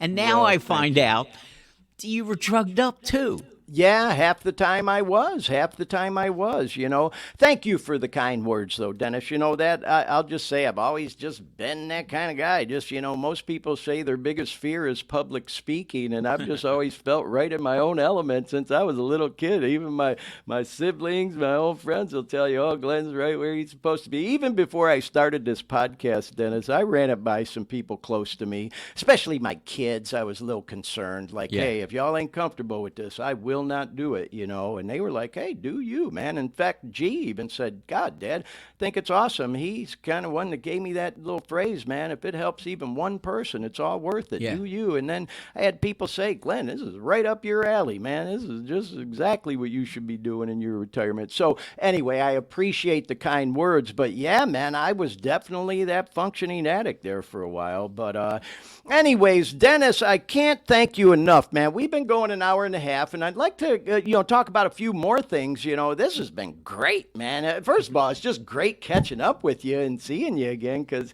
now that I've moved away, man, I've lost touch with a lot of old colleagues and friends and stuff. But I did want to talk briefly and get your take on something we talked about. The initiative underway to potentially bring a professional baseball team to Orlando in Central Florida. A mutual colleague of ours, one of them bigwigs with the Magic, Pat Williams, he was instrumental in bringing that team to Orlando. And then, of course, orchestrating all the stuff we talked about with Shaq and Petty and all that other stuff back in them days. He is doing everything he can to either lure there he is, there's Pat Williams. And I like what it says there. Orlando's proven in the years since the Magic in '89 that it is every bit a big league sports town. And he's trying to lure the Tampa Bay Rays over, who haven't been happy in that stadium in St. Pete for years, or potentially luring one of these expansion teams that Major League Baseball keeps teasing that they're going to do two more, which will probably be, as Pat says, the last two expansion teams in baseball for a long, long, long, long time. And he's even put out, well, Dean, I was going to talk about that one later, but if you could show the pictures of the stadium that they put out, these mock-up pictures of these are like pictures of old stadiums that just came up. There you go. He had these put out there. That's an aerial view of where the stadium would be. Dennis, I'm assuming you probably saw these in the news. That's right near the main interstate in Orlando, I-4 and the Beachline Expressway 528 up all top. The way down and there. Then, yeah. Then you can see some internal picture in the middle, what it would look like from the inside. But anyways, this thing, I think it'd be friggin' awesome if Orlando got a baseball team, but it is certainly creating a lot of, I hate to use the word controversy, but it is controversial, man, because there's people on both sides of it. Like, first of all, it's the worst spot in the world is what some people think, I-4 and the 528, because it create a traffic nightmare. Some people would rather see it downtown. Yeah, that I'll agree with you 100%. Yeah, I'd rather see it downtown too, but I get it. Here they're trying to capitalize on the tourist industry. Then apparently this investment would be like $7 billion with a B. Oh, wow. And a lot of that would come from tourist tax. In fact, almost all of it would come from money from a tourist tax. And so I've been reading both sides. I've been following this since Pat first announced he'd like to try to do this about 4 years ago. I sent him a DM saying, bro, I'll come on board, try to help you if I can. And, the thing of it is a lot of people are saying, all right, come on, y'all, $7 billion when we got homeless living on the streets of Orlando, when we got stuff like this opioid epidemic going on, and you want to take $7 billion of our tourist tax dollars to build a freaking baseball stadium?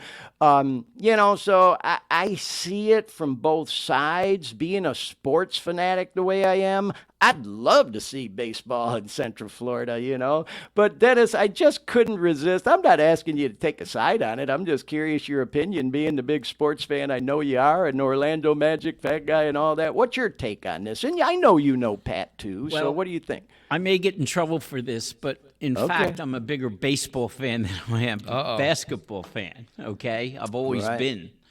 And, of course, my team is the Phillies, okay? But I would love to see baseball come to Orlando. But my questions are the same that you have. Can we support a team the way it needs to be supported? I like the idea. I didn't like the idea of it being at 528 and the I-4. Yeah. Okay, but you're right. It's going to bring the tourists. Look at Las Vegas. Yeah. Their teams, they are not getting the people that come to Las Vegas from elsewhere go to those games. And they're about to get the Oakland A's team, the baseball team. Oakland is moving out there. Yeah. Yeah, and I think that it has a chance, but whether it's going to happen, I'm not sure. Yeah. Well, you know what? That's what a lot of people say is he picked the right name for the team, the Orlando Dreamers. Yeah. Which, by the way, Dean, I don't know if you got it, but there's a really cool pic I sent you of the logo, the proposed logo. And that's what there it is. I love the logo, but some people are kind of joking about it now, saying, well, he picked the right name because he's dreaming if he thinks that's ever going to happen. But, hey, man, if anybody could do it, Pat Williams could, I think, and what a great guy. I got to take a moment just to tell a quick story. And Dennis, I know I've told you the story once before, but I'm going to try to keep it real short. It just goes to show how you just never know who you're going to meet in your life and how things transpire. And you'll probably remember this as I start to tell the story. So I ordered a recliner from Signature Furniture when I was living in Orlando over at Forest City Road 436. And it was so big, I couldn't fit it in my vehicle, so I rented a U-Haul, just a small little U-Haul, and I get my son G and his buddy Kyle, and we go up to the Signature and pull around back to pick up this recliner. And there was a car in front of us. It was a hatchback. And whoever this guy was, I don't remember his name off the top of my head, we see them bring out this big box of what was apparently a recliner as well or whatever, and they're trying like hell to fit this thing in the back of his hatchback, and I could see clearly waiting in line, this just ain't happening. So I told my son and Kyle, I said, listen, go tell that guy if he don't live too far, he can throw it in the back of our U-Haul, and we'll follow him to wherever he's going and take it home for him. So sure enough, I see them go out and they're chatting with the guy. He comes up to my window like, oh, bro, are you serious, man? That would be so great. I just live like a couple miles away in these condos over here on Maitland. I'm like, yeah, let's do it. So we do. We take it, we follow him to his house. We get there. The kids unload the thing, take it in the house. And the whole way there, they're thinking, man, hopefully this guy flips us 50 or $100 for helping him out, And so we get the thing in. He comes up to the window of the truck, and he said, we're back in the truck. He says, hey, you guys, hang on 1 second. I want to grab something for you. And so they're thinking he's going to bring this money, right? Well, he comes back, and he gives me a business card. And he says, hey, listen, man, this is my business card. I am the publicist for Pat Williams with the Orlando Magic. He said, since you guys did me such a good turn, man, I want to treat you to a night in the skybox, the luxury box at the Magic game. You pick whatever game you want to go to. They'll have food there. I'm going to take care of you guys for helping me out. And we're like, wow, how cool is that? And so long story short, we did. And it was a great time. And so that is how I met Pat Williams for the first time is, we, of course, reached out to him to be a keynote speaker at one of those awards banquets we held that you were at, Dennis. Oh, is that and, I told Pat that story, and I said, hey, bro, I don't mean to pull strings here, but, this is what happened. Would you be willing to be our keynote speaker? He said, absolutely, Glenn, I'm happy to do it. And so that was how I met Pat Williams. I bumped into him a couple times, once at the airport even since then. And just, oh, man, what a nice man, classy man. And so that's why I say if anybody could pull this thing off with the Dreamers, he could. But, I had to tell that story, man, because, it just goes to show, man, one nice turn, triggers another. And it's just funny how things all come together sometimes. You know what I mean? Can I tell you a little story about Pat Williams and me and my son Chris? Right, right. When the Magic came to town and they started selling tickets back in 1986, I said, I'm going to get some tickets. I'll get 4 tickets so the whole family could go. And I went down, and I started down heading towards wherever their office was, somewhere in Orlando. Right. On the way down, Chris says, let's eat over at the restaurant in Winter Park. And we went over to the Whole Foods restaurant, okay, that was there then, back then. Right. And we were in the restaurant and just waiting to finish eating and then head down to the Magic office when Pat Williams walks in. Mm-hmm. So Pat Williams, I see him, and I go, hey, Pat. I knew him, okay? Sure. I says, I'm coming down to your office to buy 4 season tickets. And he goes, wait a minute. He says, wait a minute. He walks out to the car, okay? Right. He gets 4 applications, all right? I write him a check for $400. He fills out the applications, and I don't have to go to the Magic office. Oh, wow, right? Wow, yeah. So hang on. So he writes a book called Making Magic. He did, I think it's his first book involving the Magic. Okay, yep. He's written very many books. Yes, he has. And so I send Christopher to a camp up in South Carolina. Actually, I didn't send him. My boss, who is his uncle, really, okay, he calls him Uncle Bill, sent him to this camp. And so he took the book, Making Magic, with him, all right? Now, they were up there, and there was no phone calls from the parents or anything, maybe on a Sunday or something. But I get a letter from my son, okay? Mm-hmm.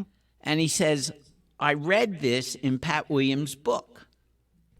And it told the exact story of the guy who came in, who was in the Whole Foods restaurant eating. Wow. Okay, when he walked in, and he sold me the 4 tickets. Right. And then Christopher said he wrote out the whole paragraph, okay? And Christopher says, do you think that's us? And I looked at Christopher and I says, of course it's us. Who else could it be? Yeah.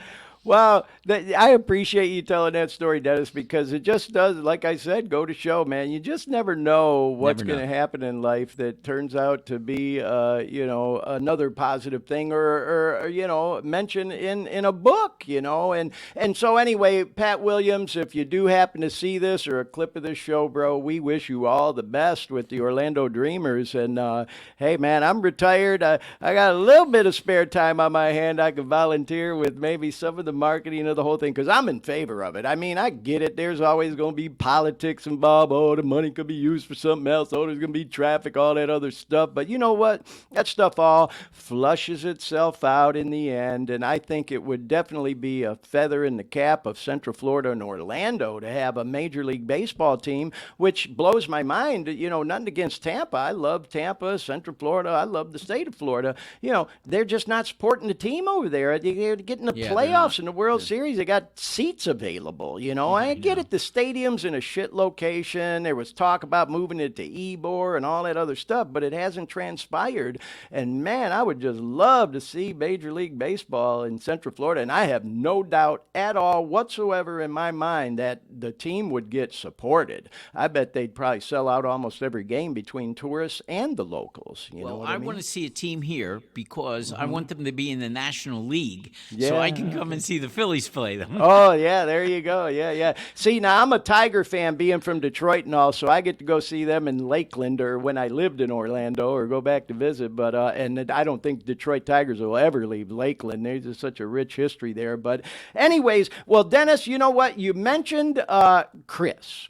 Yeah. And that reminded me that I want to talk with you, and blessings to all your family. I want to talk a little bit about Placide, if we may. Sure. Because, again, Dennis, oh, my God, man, here, once again, I'm trying not to get filled up because you're such a good man, And the story with Placide just, I've read all about it. I've heard you tell the stories about it. I know how successful he is now. Yes. And I would bet most of our viewers and listeners probably don't know the story, but it's fascinating and so admirable what you did. So, and Placide, by the way, is Dennis's son. And so, if you would, Dennis, just tell us that story, how you came to meet him and where you met him. I know all this, but, him coming to the States and playing ball for Rollins and all that stuff, if you would. Well, Glenn, that I love to travel, and I travel to exotic places all the time. And we're going to talk about a couple before we wrap up. But and go ahead. Back in 1990, I forget when it was. I think it's 1992. I went. Dennis, I don't mean to interrupt you, but Dean, that was the last photo I sent you today. So go ahead, Dennis. So I travel to interesting places. Okay, I'm not one to go to Paris. And I planned a trip. I didn't plan the trip. A friend of mine planned the trip. He ran trips. Buzz Donahue was his name. He's now, unfortunately, he died. But he used to run these great trips. And so he was running a trip to Rwanda. Rwanda, yeah. Rwanda, of course, is in eastern central Africa, okay? And they were having a civil war there at the time. Yeah. But we went anyway, okay? And it was an amazing trip because we made it up as we went. There was nothing planned because Rwanda had no infrastructure at all, okay? So we went into Rwanda and we saw the gorillas a couple times, and then we went into Zaire, which is now the Democratic Republic of the Congo, okay? Yes, that's it. And we saw the gorillas again. We saw them 5 times. I just think we outbribed everybody else who may have been looking for the gorillas because we kept getting to see them, okay? What year was this again, Dennis? I think 1992. Okay. Yep. And so on the way, there's the picture. On the way back, okay, from the Congo, we went back into Rwanda, and we're all hungry, dirty, tired. We haven't bathed in 8 days, okay? We're wearing each other's clothes just to look different, okay? That was a joke, okay? But that's true. I get it. And so this kid, the one in the red shirt here, okay, comes up to us, and he asked us, somebody has a magic shirt on, I don't think it was me, but he, it was 1992. There you go. Okay. It says it on the on the picture. Yeah. So this kid comes up to us and he wants to know if we're magic coaches, okay? Because one of us has a magic jacket on or a shirt. Okay. Yeah. And we didn't lie to him. We told him we weren't. And he started talking to us, but he didn't speak English very well at all. I mean, it was pretty much non-existent. We kind of worked things out. He was 14 years old, okay? And he was 6'4". Wow. The gentleman next to me on the other side was 6'11". Wow. He was older, okay? And there was this basketball court that wasn't very proficient. It wasn't level. It didn't have any nets. No and they nets were playing basketball. in the rim. He walked over to see us. And so I took this picture. That's all. Little conversation because he couldn't speak English, and took the picture. I asked him where I should send it, and I sent it to him. And notwithstanding the fact that there was no infrastructure at all in Rwanda, he got the picture. He sent me back a thank you note, okay? And we didn't have internet at that time. We didn't have email or any of that. And I receive the letter that thanks me. Every time he would send me a letter, though, I would correct his English or tell him how to say what he tried to say. Right. Okay? Right. Yeah. Now, all those letters didn't get to each other, okay, because of the infrastructure. There was no infrastructure, okay? Right. But some of them did. So during the genocide, which 18 months passed, and we by didn't the hear way, I from don't him. mean to interrupt you, but if you're not familiar, folks, with what went on in Rwanda, they're saying that like a million people were in that genocide killed. So, yeah, I'm sorry, Dennis, but yeah, you're right, bro. It took balls to go over there during that time. That was a rough time over there. Yeah, and the Hutus and Tutsis, who were the two people who were the cultural subgroups. In Rwanda, were fighting, okay? So we didn't hear from him for 18 months. We didn't. I thought he was dead, to be honest. Okay. Right. And so all of a sudden we get this letter, okay, postmarked from New York, but it's in the par avion, by airmail with the red, white, and blue around. Sure, I know what you mean. And I see his handwriting. And so I open up the letter. It's in English, and it says, "I gave this to a friend who was going to New York to post it to you, but I'm alive. I stayed in Kinshasa, the capital of the Democratic Republic, Zaire at the time, and he was alive." Okay? But because of all that English we went through with one another, right. he was working in the embassy, the U.S. Embassy, Wow. or I don't know. Yeah, it was the U.S. Embassy in Kigali, like in the post office or something. Right. But he had a computer, and we could email one another at this point. Now, this is much later than 1992, okay? Right. How much later? Like a couple of years or? A couple of years, yeah, Okay. when he gets the job, okay? Yeah. So, he sends me, one of the things that he sends me in an embassy envelope was a newspaper that was in English. And it was about, and on the front page, there was the picture of the Rwandan national team who had won the Central African Championship. And Basketball. Yes. And I read the article. It said that Muhizi was his last name, was the highest scorer and highest rebounder on the team. Okay? Somehow, something clicked. You talk about fate. Fate's been a part of my life, let me tell you. Yeah. Something clicked in my mind and said, maybe you could get this kid a scholarship. Right. Okay? So I went to Kirk Spira, who I knew, because I shouldn't say this. I won't. My business had things to do with some of the players. Hey, use some of your influence. There's nothing wrong with that. No. I was representing a kid or two on the team. Yeah, I get and I always did it under the QT, okay? Yeah. This is long enough now that I guess I can talk about it. Right. So he and I were friends. He appreciated what I had done, and I called him up and I says, "Look, would you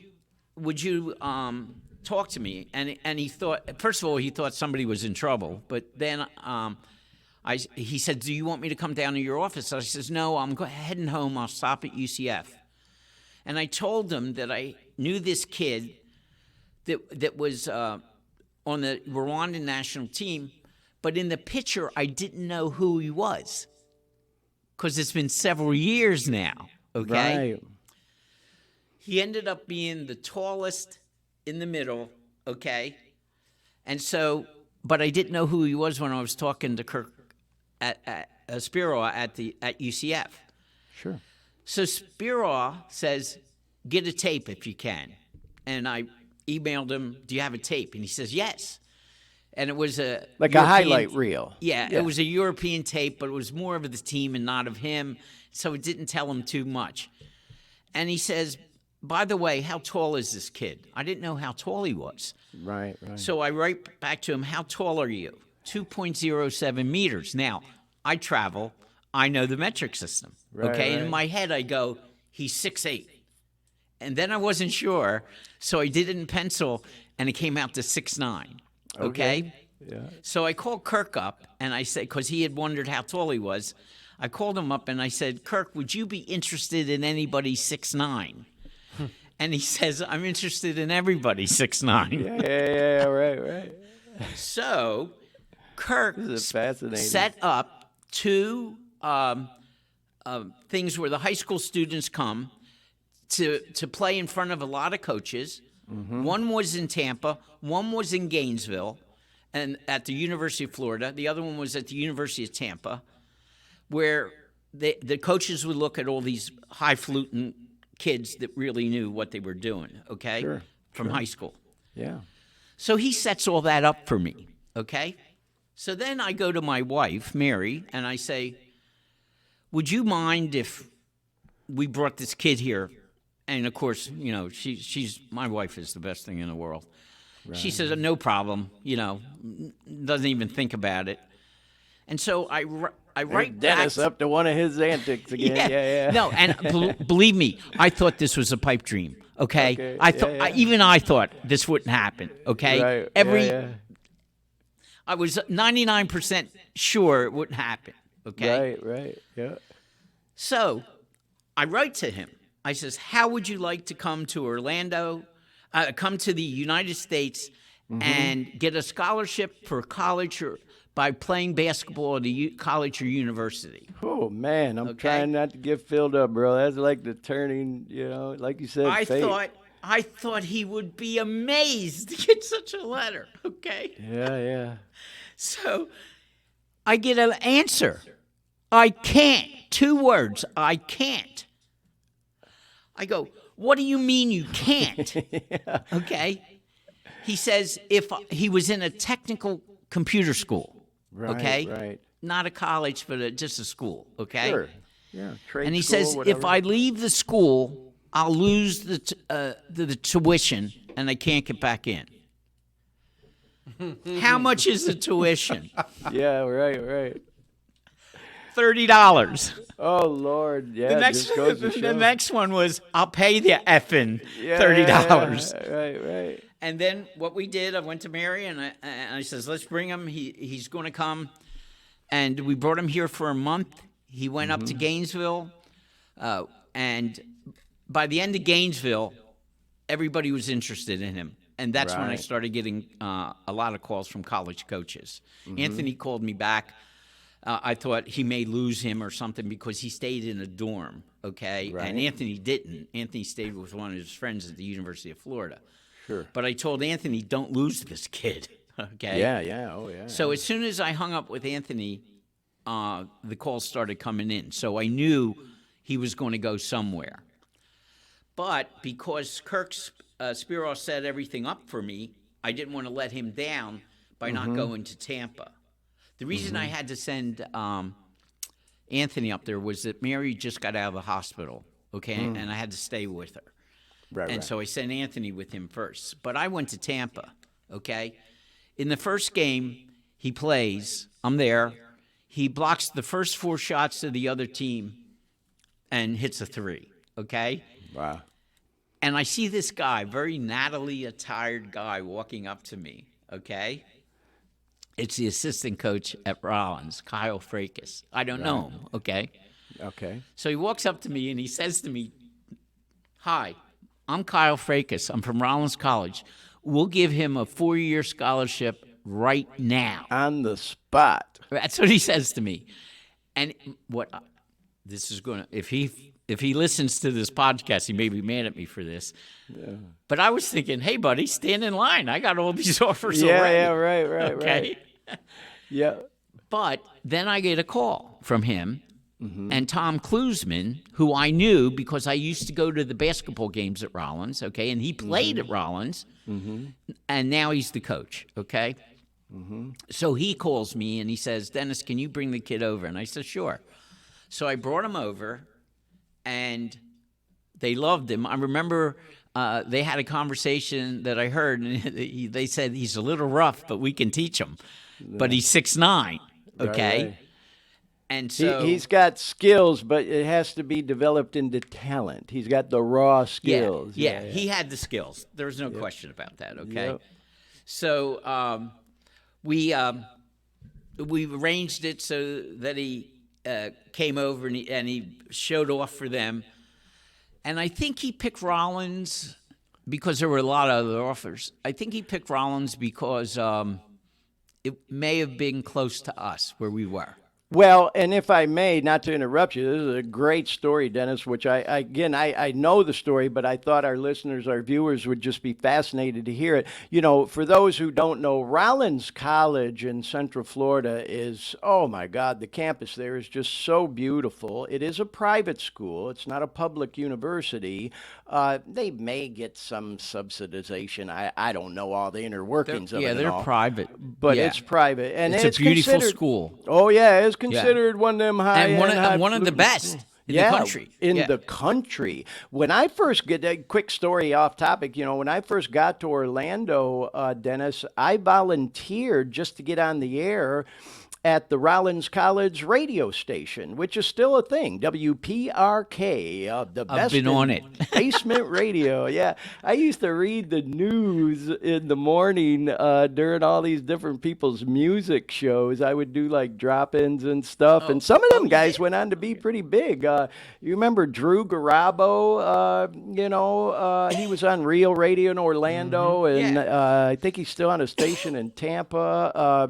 But I used to read the news during his thing. And so anyway, a few people from that station went on from my time during the early 90s to really make a name for themselves. And so anyway, I got real familiar with that campus during that time, and eventually I got a job out of working at PRK. But I was going to mention, you know what came to mind about that school too is you may have picked up on this, Dennis. Paul McCartney's daughter, the Beatle, Paul McCartney's daughter went there, and he did this like pop-up appearance there where he went to this music class or whatever kind of class it was. I think it was a music class, and talked to people about, different things and life experiences, but he couldn't announce it because it would have been a crazy, everybody would have come. Yeah. But to give our viewers and listeners the idea of what type of school it is, it's so I'm not surprised he picked Rollins. And again, like you said, it's right in your own backyard and close to you, so. But let me tell you the end of the story, which is the best part. Yeah, that's the thing. Okay. Yeah. So, in the beginning, he was not able to come up with a high school transcript because everything was destroyed in Rwanda. Okay? Yeah. So he started school on my nickel. Okay? Right. But he had to stay at my house because he wasn't on scholarship yet. He still had to go back and forth to school. Mm-hmm. So I tell him, sign up for one course. Now, he doesn't know that I'm responsible for this. I guess he thinks the school's paying for it. And he signs up for 2 courses, okay? 2 courses are expensive at Rollins. Yeah, 1 course is, sure. okay? Yeah. So I say, okay, fine. Don't say anything to him. Never did. If he watches this podcast, he'll know now. But he gets 2 A's. Mm-hmm. So when the grades came in, I asked him, how did you do? And he wouldn't tell me because he thought he would be bragging. This kid is nothing like me. Yeah. So you're like, patronize me. Yeah, patronize me. So I say, all right, we still don't have the NCA agreeing with us. Right. So I said, sign up for 2 more courses. Okay? Signs up for 3. I remember I went to my banker. I talked to him a little bit. And he says, and he signs up for 3, okay? And he's complaining about having to take an English literature course.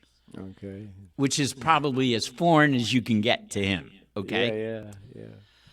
How'd you do at the end of the semester? 3 A's.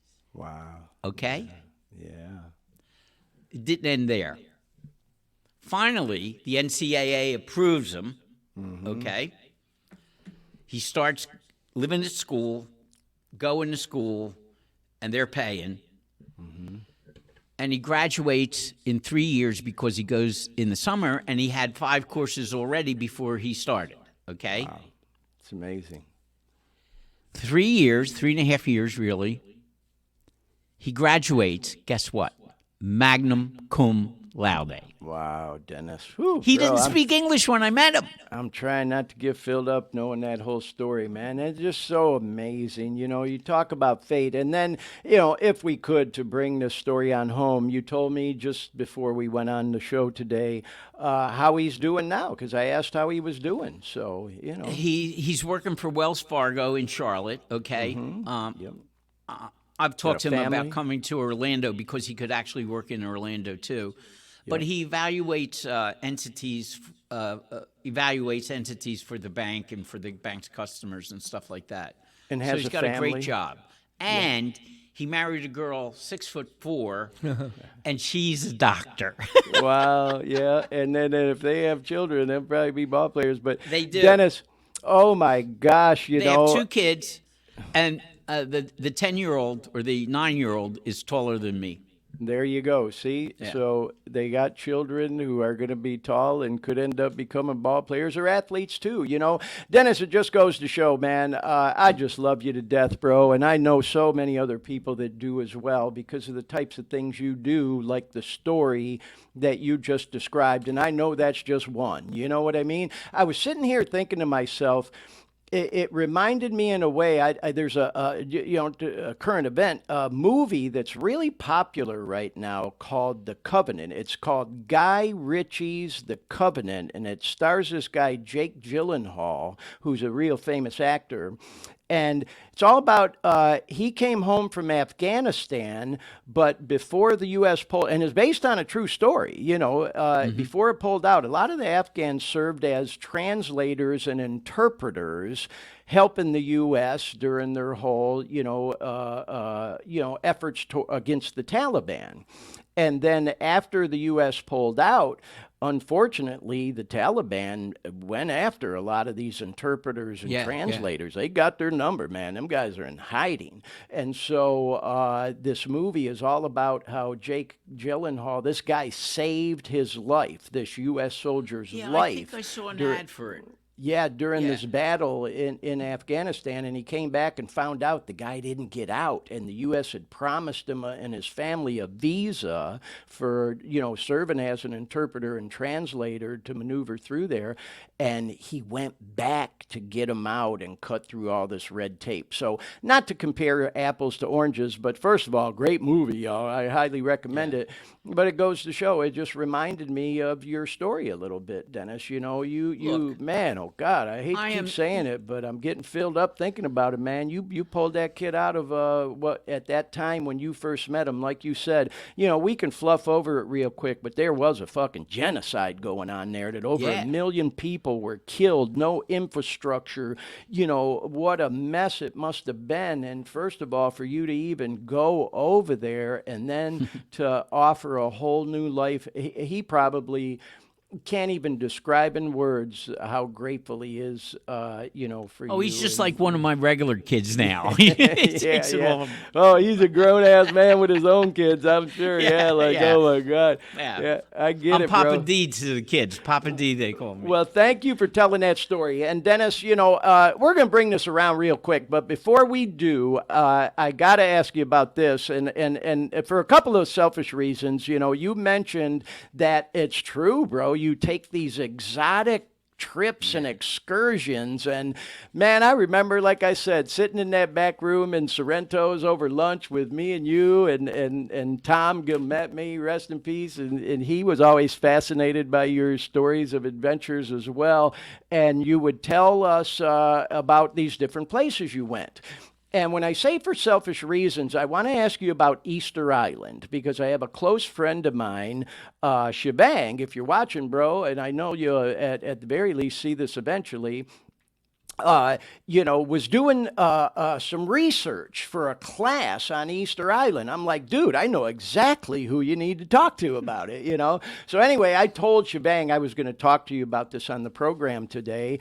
And Dean, I sent you some pictures of those. How do you say it? The Moai? Is that how you pronounce it, Dennis? Moai. Yeah, this is Tongariki.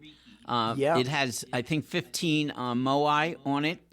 And this whole thing was destroyed with a tidal wave at one point, knocked over. Yeah. And then the Japanese government came and they reset it up. and this is the largest. They call them Ahu, AHU. Okay. With so many moai on it. It's and one of if the I biggest may, Ahu. Yep, I wanted to bring up Easter Island also, Dennis, because you had told the story, and I just want to ask you to tell it again. I'm almost afraid about the story you're going to bring up. Yeah, well, you were crowned a king of some sort, and I know you have a tattoo as the Birdman or whatever it is, and Yes. that you told me the other day. I had no idea. You've been back there like, 7 or 8 times? And 9. Dean, for those who don't know, Easter Island, look it up, man. There is some history there. You can't get any further away from, reality or, civilization pretty much than Easter Island. I sent you a Google Earth shot, Dean, that shows where it's, out in the middle of the Pacific somewhere. But anyway, let me shut up. I want to hear your story. Hang on. Listen to this, okay? Yeah. This is funny. This is how I describe where it is, okay? Okay. First of all, so that your listeners know where, it's 2,300 miles off the west coast of South America. Okay. 2,300 miles. Yep. And then it's 2,500 miles from Tahiti. Okay? It is the most remote inhabited island in the world. Look at this. Do you see this picture, Dennis, that Dean has up? This is a Google Earth picture of Easter Island. Yes, that's where it is, okay? It's out there. That's 2,300 miles from Santiago. You fly into Santiago, then you fly 5.5 hours across water. Mm-hmm. This island is 67 square miles. Holy You cow. need a 1011 or a 747, a big jet, to fly there, okay? Yeah. All over water the entire time. And I'm thinking, where are they going to land this thing? Yeah. Well, NASA built a runway for the shuttle on Easter Island, which goes all the way across the width of the island. Great. And so they have a great runway, all right? But the first time I went, the island was so special, so magical. Now, people are going to think I'm a crazy guy. And I knew right away this was a special place. Yeah. In a lot of different ways. Mm-hmm. Mm-hmm. And that's why I keep going back. I mean, I feel good when I'm there. Everybody knows me. Now, you said I was a king. Well, king's a little rough. The word for king in Polynesian is ariki. It means king or queen. Okay. But they had, beginning in the mid-1800s, they had a situation where their natural resources were all devastated, okay? Mm-hmm, mm-hmm. And so people were stealing from each other and killing one another for things to eat and stuff like that. They had pretty much taken all the trees from the island as well. And there's several different reasons that the trees disappeared, okay? I won't get into that. But it is, when I tell people where it is, I say, it is farther from any other place than any other place is away from any other place. Right, I remember. That's how I described describe it. It took me a long time to learn how to say that. Yeah. But this is a special island, okay? And I've been there 9 times. I'll be back in 2025. Wow. The people there are like family to me. I was chosen to be the Birdman for 2002. Okay. They told me later it was because I had the mana. Mana in Polynesian is power, okay? Okay. I don't know whether I had the power or not. I think they just maybe needed somebody to be the guy that became the Birdman. Well, hey. But I became the Birdman, and so I'm in a line of birdmen, which still continues today, wow. Okay? They pick them from people that visit the island or people on the island now, right? Okay? And that's how I became the Well, Birdman. and with your personality and being such a friendly and outgoing person, I could see where they'd say, okay, this is the guy. And didn't you tell me you have a tattoo or so? Yeah. I have a very large tattoo on my back, okay? That has to do with this, yeah. Yeah. They put the Birdman in the middle, and then there's all that kind of writing that they do. And the writing really doesn't, there's no interpretation of the writing. The tattoo guy just thought probably it was good. Yeah. And then the first time I got a tattoo there was on the first trip when I went with Christopher, my son, my younger son. And he wanted to get a tattoo, so I wanted to bond with him a little bit, and I got a tattoo on my arm as well. But I love Easter Island. Well, I can't thank you enough for telling that story, Dennis. And I'm going to tell you something. I don't even know if you know this, bro. It's like I remember you telling that story to me and Tom for the first time. And I remember Tom saying to you, God, Dennis, how do you do it, man? You go to all these cool-ass places and these exotic locations. And I still remember to this day you looking us both right square in the eyes. You probably don't even remember doing this. No. And it wasn't any big revelation, but you said, guys, you just got to do it. You just got to fucking do it. And you know what? That simple statement has always stuck with me, Dennis. And like, even not to compare apples to oranges, but you know, me moving out west here to Sacramento, I moved out here to be near my daughter. It was a big move for me, man. It was a big change. You know, I love Central Florida. I love Detroit. You know, I lived in both of them cities for 30 years of my life. And it took a lot to come out here. And I thought to myself, oh my God, I remembered what you said. I just got to do it.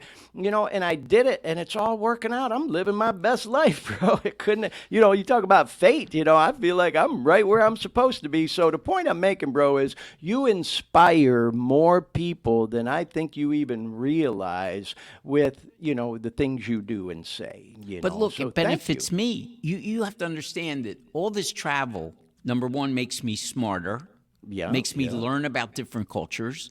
Yeah. Lets me learn about just about everything, okay, that I wouldn't have learned had I not gone to the places. I've been to 72 countries. Yeah. Okay. Yeah. I just went to Georgia, the country, which was fantastic. The food was great.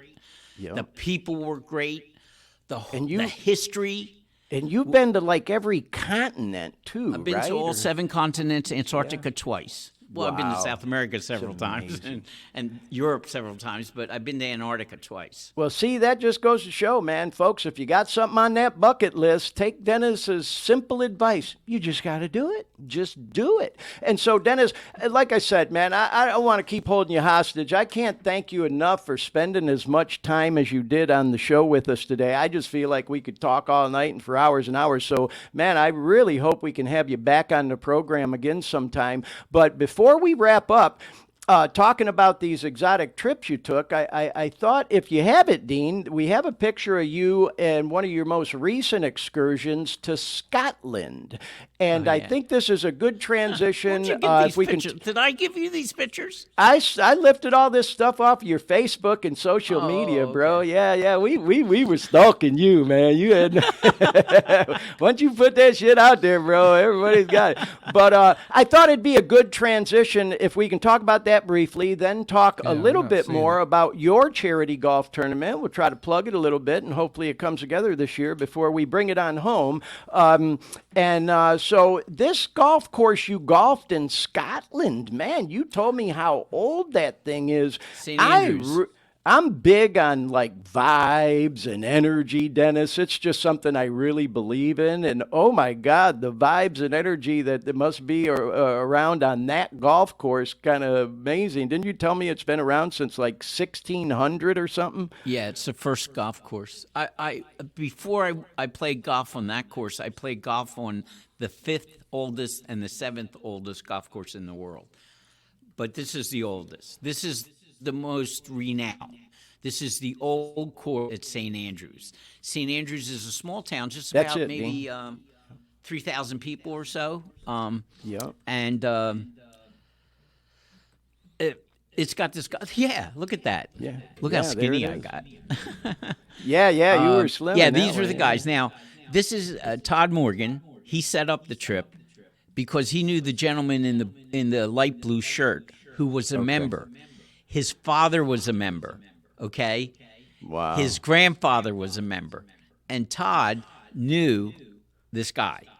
This guy gets us on because it takes a year to get on usually, okay? Oh, right. I can imagine, yeah. And so my caddy, who I'm standing right next to, I'm in the green shirt there, and the caddy, he was a professional soccer player for Scotland. And he did this to make extra money. Now, they make good money because the tip you give them is pretty big. Oh, I can imagine. It costs a lot of money to get onto this thing. Yeah. But it actually cost us less because we were with a member. Right. Okay, and that's how we got on. And I thank Todd and his wife, Shelley, for setting up this whole trip. And so we all played. We had a great day. It never rained. It rains a lot in Scotland, but it never rained that day. Great. And we had a great time. And these caddies were just wonderful to us. They really made it easy for us. You know, I was kind of thinking, oh, will I play well and all that? And then once I was with them, I didn't have any problems or fears of doing anything wrong. Right. Yeah. So how did you golf that day? Just out of curiosity. Well, I'm going to actually lie about that. I golfed very, very well. Yeah. Had a couple mulligans in there, right? Well, Dennis, thank you for sharing that story, you know. But again, it's a great example of how, man, you just, you know, like you said, you just got to do it, you know. Not to sound morbid, man, but life can be so short. God, it can end at the snap of a finger. And so I just think it's fascinating, all the cool stuff that you've done, man, you know. And it like I said, it's inspiring to me. And then, if we may, Dean, I don't know, you know, if you might be able to bring it up again or not, that picture of us at Dennis's golf tournament again, just to, you know, show a photo again. Dennis, you've been doing this Fat Guy Charity Golf Tournament for all these years, and I know because of COVID, 25. you had to put it on 25 years. You had to put it on hold for a couple of years, but hoping to bring it back in October. And, you know, this time I'm going to have to actually pay for a foursome, because when I was with the company I was in Orlando, we did a charity golf tournament that I was like the point guy on for 20 years. So me and Dennis would kind of swap foursomes back and forth and support each other's tournaments. But I promise you, bro, you do this thing in October, I'll fly out to Orlando and I'll pay for a foursome and a whole sponsorship. And Dean, you agreed to golf with me. We'll come out and support it. So what's the status? You think you're going to do the tournament again? I think we're going to do it. We started a little bit late this year. We have to get, save the date stuff out, but we have a very, very good group of golfers who are very, very loyal. Yeah. The past 7-8 years, I used to worry about whether we would sell out and all, but now I don't worry about it. We always sell out. Okay? Yeah, and at the end of the day, yeah, you know, it's a friendly competition. You always got a couple of foursomes that they really take it serious, but most people are out there to support a good cause, have some fun, food, and fellowship, and, you know, it's just a great time. So, anyways. Friendly, isn't that Roy in the spot there? Yeah, he takes it pretty serious. He's an avid golfer, man. Guy, you know? Roy's one of them guys. He goes golfing every single day. At least when I saw him last, he was. If you're a golfer and you're in my tournament, okay, the Fat Guy Open, if you're in it, okay, and you're a golfer, you get to eat, and drink, to your heart's content. We serve breakfast and lunch, and that's not common at all tournaments. No, I will say this: I have been told by people who golf that we throw the best golf tournament.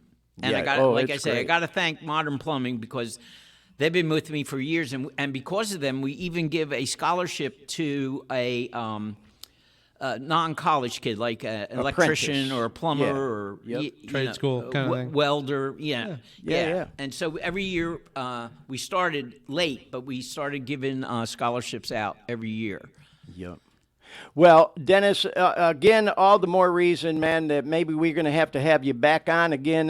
You know, maybe not, you know, as a featured guest like today where we held you hostage for 2 hours, but, you know, maybe Dean can, because I really appreciate, Dennis took a long drive to be in the studio with Dean today, and maybe Dean can kind of educate you on how we could get you on the show just right from your computer screen at home, so you didn't have to drive all the way there, and maybe we just have you on for even a quick 10-15-minute segment when the tournament's all set in stone, to plug the tournament and just catch up with you. I would appreciate that. Yeah, we would love to do that with you, because it's been 3 years that the people haven't heard about it for a while. So we'll do whatever we can. But I think we'll be fine. I really do. Yeah, I'm sure you will. Well, hey, if I may, real quick, Dennis, I wanted to just mention to you, Dean, I know I sent you a bunch of stuff about like some current events coming up this week and those funny memes, and we just ran out of time. We'll do them next week. I will mention real quick, y'all, because I'm going to talk about this on the show next week. I'm so excited, guys. I am doing a meet and greet again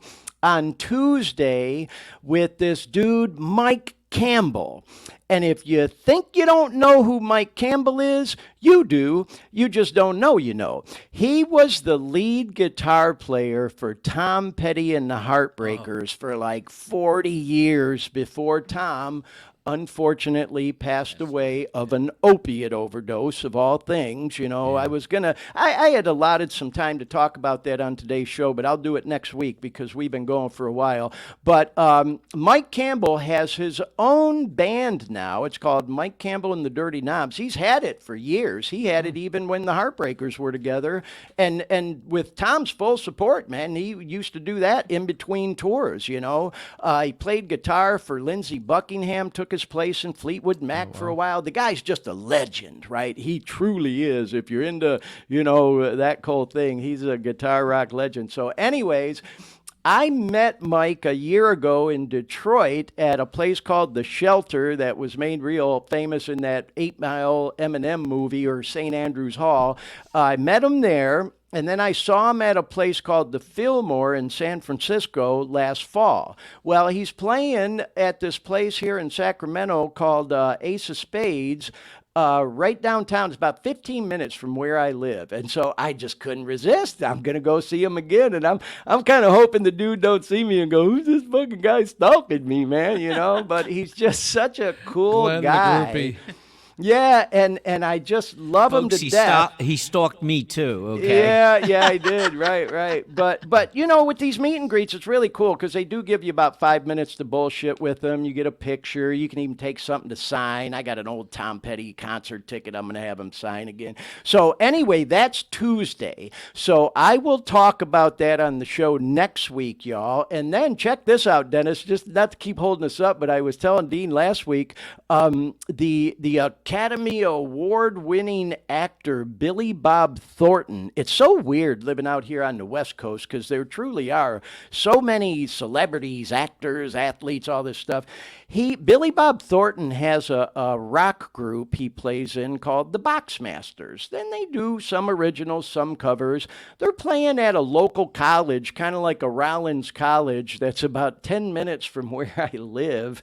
And I just got this random ad, and I thought, that sounds interesting. I think I'll go. And I checked on tickets. I got a freaking front row ticket coming up for that, man. So I'm kind of hoping I might get a chance to meet Billy Bob Thornton. Dean told me if I do, I got to get a quick interview with him on my iPhone, or, you know, invite him to be on the podcast. So anyways, I kind of getting off topic, I'm sure y'all. you can get him, Glenn. Well, I'm betting on you. I'll try. I will try. But I did want to share that, I'm meeting Mike Campbell again on Tuesday. So, y'all, if you are a regular viewer, listener to the show, I'll talk about that a lot more on next week's edition of the program. Want to send a quick shout out to my niece, Jessica. She had sent a couple of memes out this week that were just freaking hilarious. And I told her I was going to get them on the show this week, but we, again, ran out of time. So, Dean, next week we'll do a little short segment on some of these funny memes I come across all week on social media and all. So with all that said, Dennis, thank you so much again, man. You know, we've had some guests on the show. My son G's been on talking about fitness, and my boy Shebang talking about addiction recovery and stuff. You are, in fact, our first high-profile guest, and I don't mind telling you, you know, I don't get nervous about this stuff too much anymore, but I was a little bit nervous about today, and I know we had a little demon in the system earlier where we lost your audio for a second. We'll edit that and clean it up before we post the recorded version. But all things considered, bro, I think this show went fantastic. I had a lot of fun, and thank you for inviting me. I appreciate it. I'm really so do. happy to hear you say that, bro. Thanks for plugging the golf tournament. Well, you're an amazing interview. You really are, man. And, you know, I got to be honest, I tried real hard not to keep interrupting and interjecting, you know, because I love hearing your stories. And so I thought it went pretty well, all things considered. And so, again, I can't thank you enough for being on, telling all your amazing stories, providing the helpful tips and information I think you did for, you know, people that watch and listen to the show. So, like I said, bro, hopefully we'll have you on again soon down the road. I see Lori in the chat just said thank you, Dennis, and fantastic show. She's been following along. I see we've had viewers who've stuck with us the whole time watching this show. Thank you to all of y'all. And for anybody who may come across the recorded version of the show, we appreciate y'all tuning in as well. And with all that said... You missed Eric chatting in too. Eric Taylor. And Eric too. No, I said hi to Eric earlier, but hey, what's up, Eric? Thank you for watching. Yeah, like I said, man, we have people coming from all over on this show, Dennis. It really blows my mind. So thank you for making it a fantastic show, as Lori just said. And like I mentioned, bro, I look forward to seeing you hopefully in October at your charity golf tournament and having you back on the show as a guest hopefully soon as well. Anything you want to add before we wrap up, Dennis? Well, I just want to say hello to somebody. Okay, my wife is recovering from double knee surgery. Oh, yeah. She's doing great. I just wanted to make a shout out to her and the soon, kids. Mary. Yeah. And my grandkids, Leah and Elijah.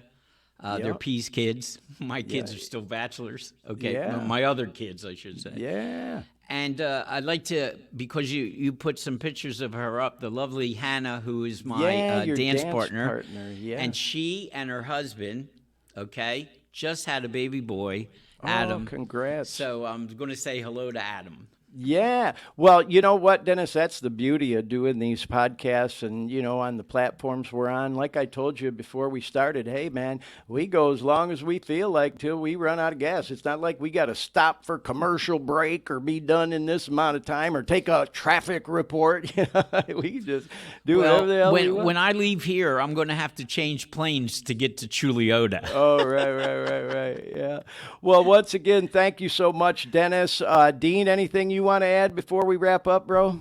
No, it's fun. It was a lot of fun catching wasn't up. this a and great thanks show? for your help, Dean. I appreciate it. No problem. Yes, Dean, as always, thank you so much, man, for all your work behind the scenes and getting all them photos up and all that other stuff. I appreciate it. So let me just go ahead and say, for anyone who does come across this program, anybody who's stuck with us all the way through, if you are struggling with an opiate addiction or any drug addiction for that matter, we hope we helped you fill a couple hours. If you're going through withdrawals, climbing the walls, that's one of my sincere hopes, because I know that clock, it ticks like a snail's pace when you're going through withdrawals, just wanting it to lift from you and get through it. So again, we hope we talked about some practical ideas, some potential solutions to some things, from a variety of different angles today, even from a legal perspective. So we really, really hope that you enjoyed the program today. Stick with it. Keep fighting the good fight, y'all. Thanks again, Dennis. Thanks again, Dean. And we'll see you next time on the Dare Me podcast.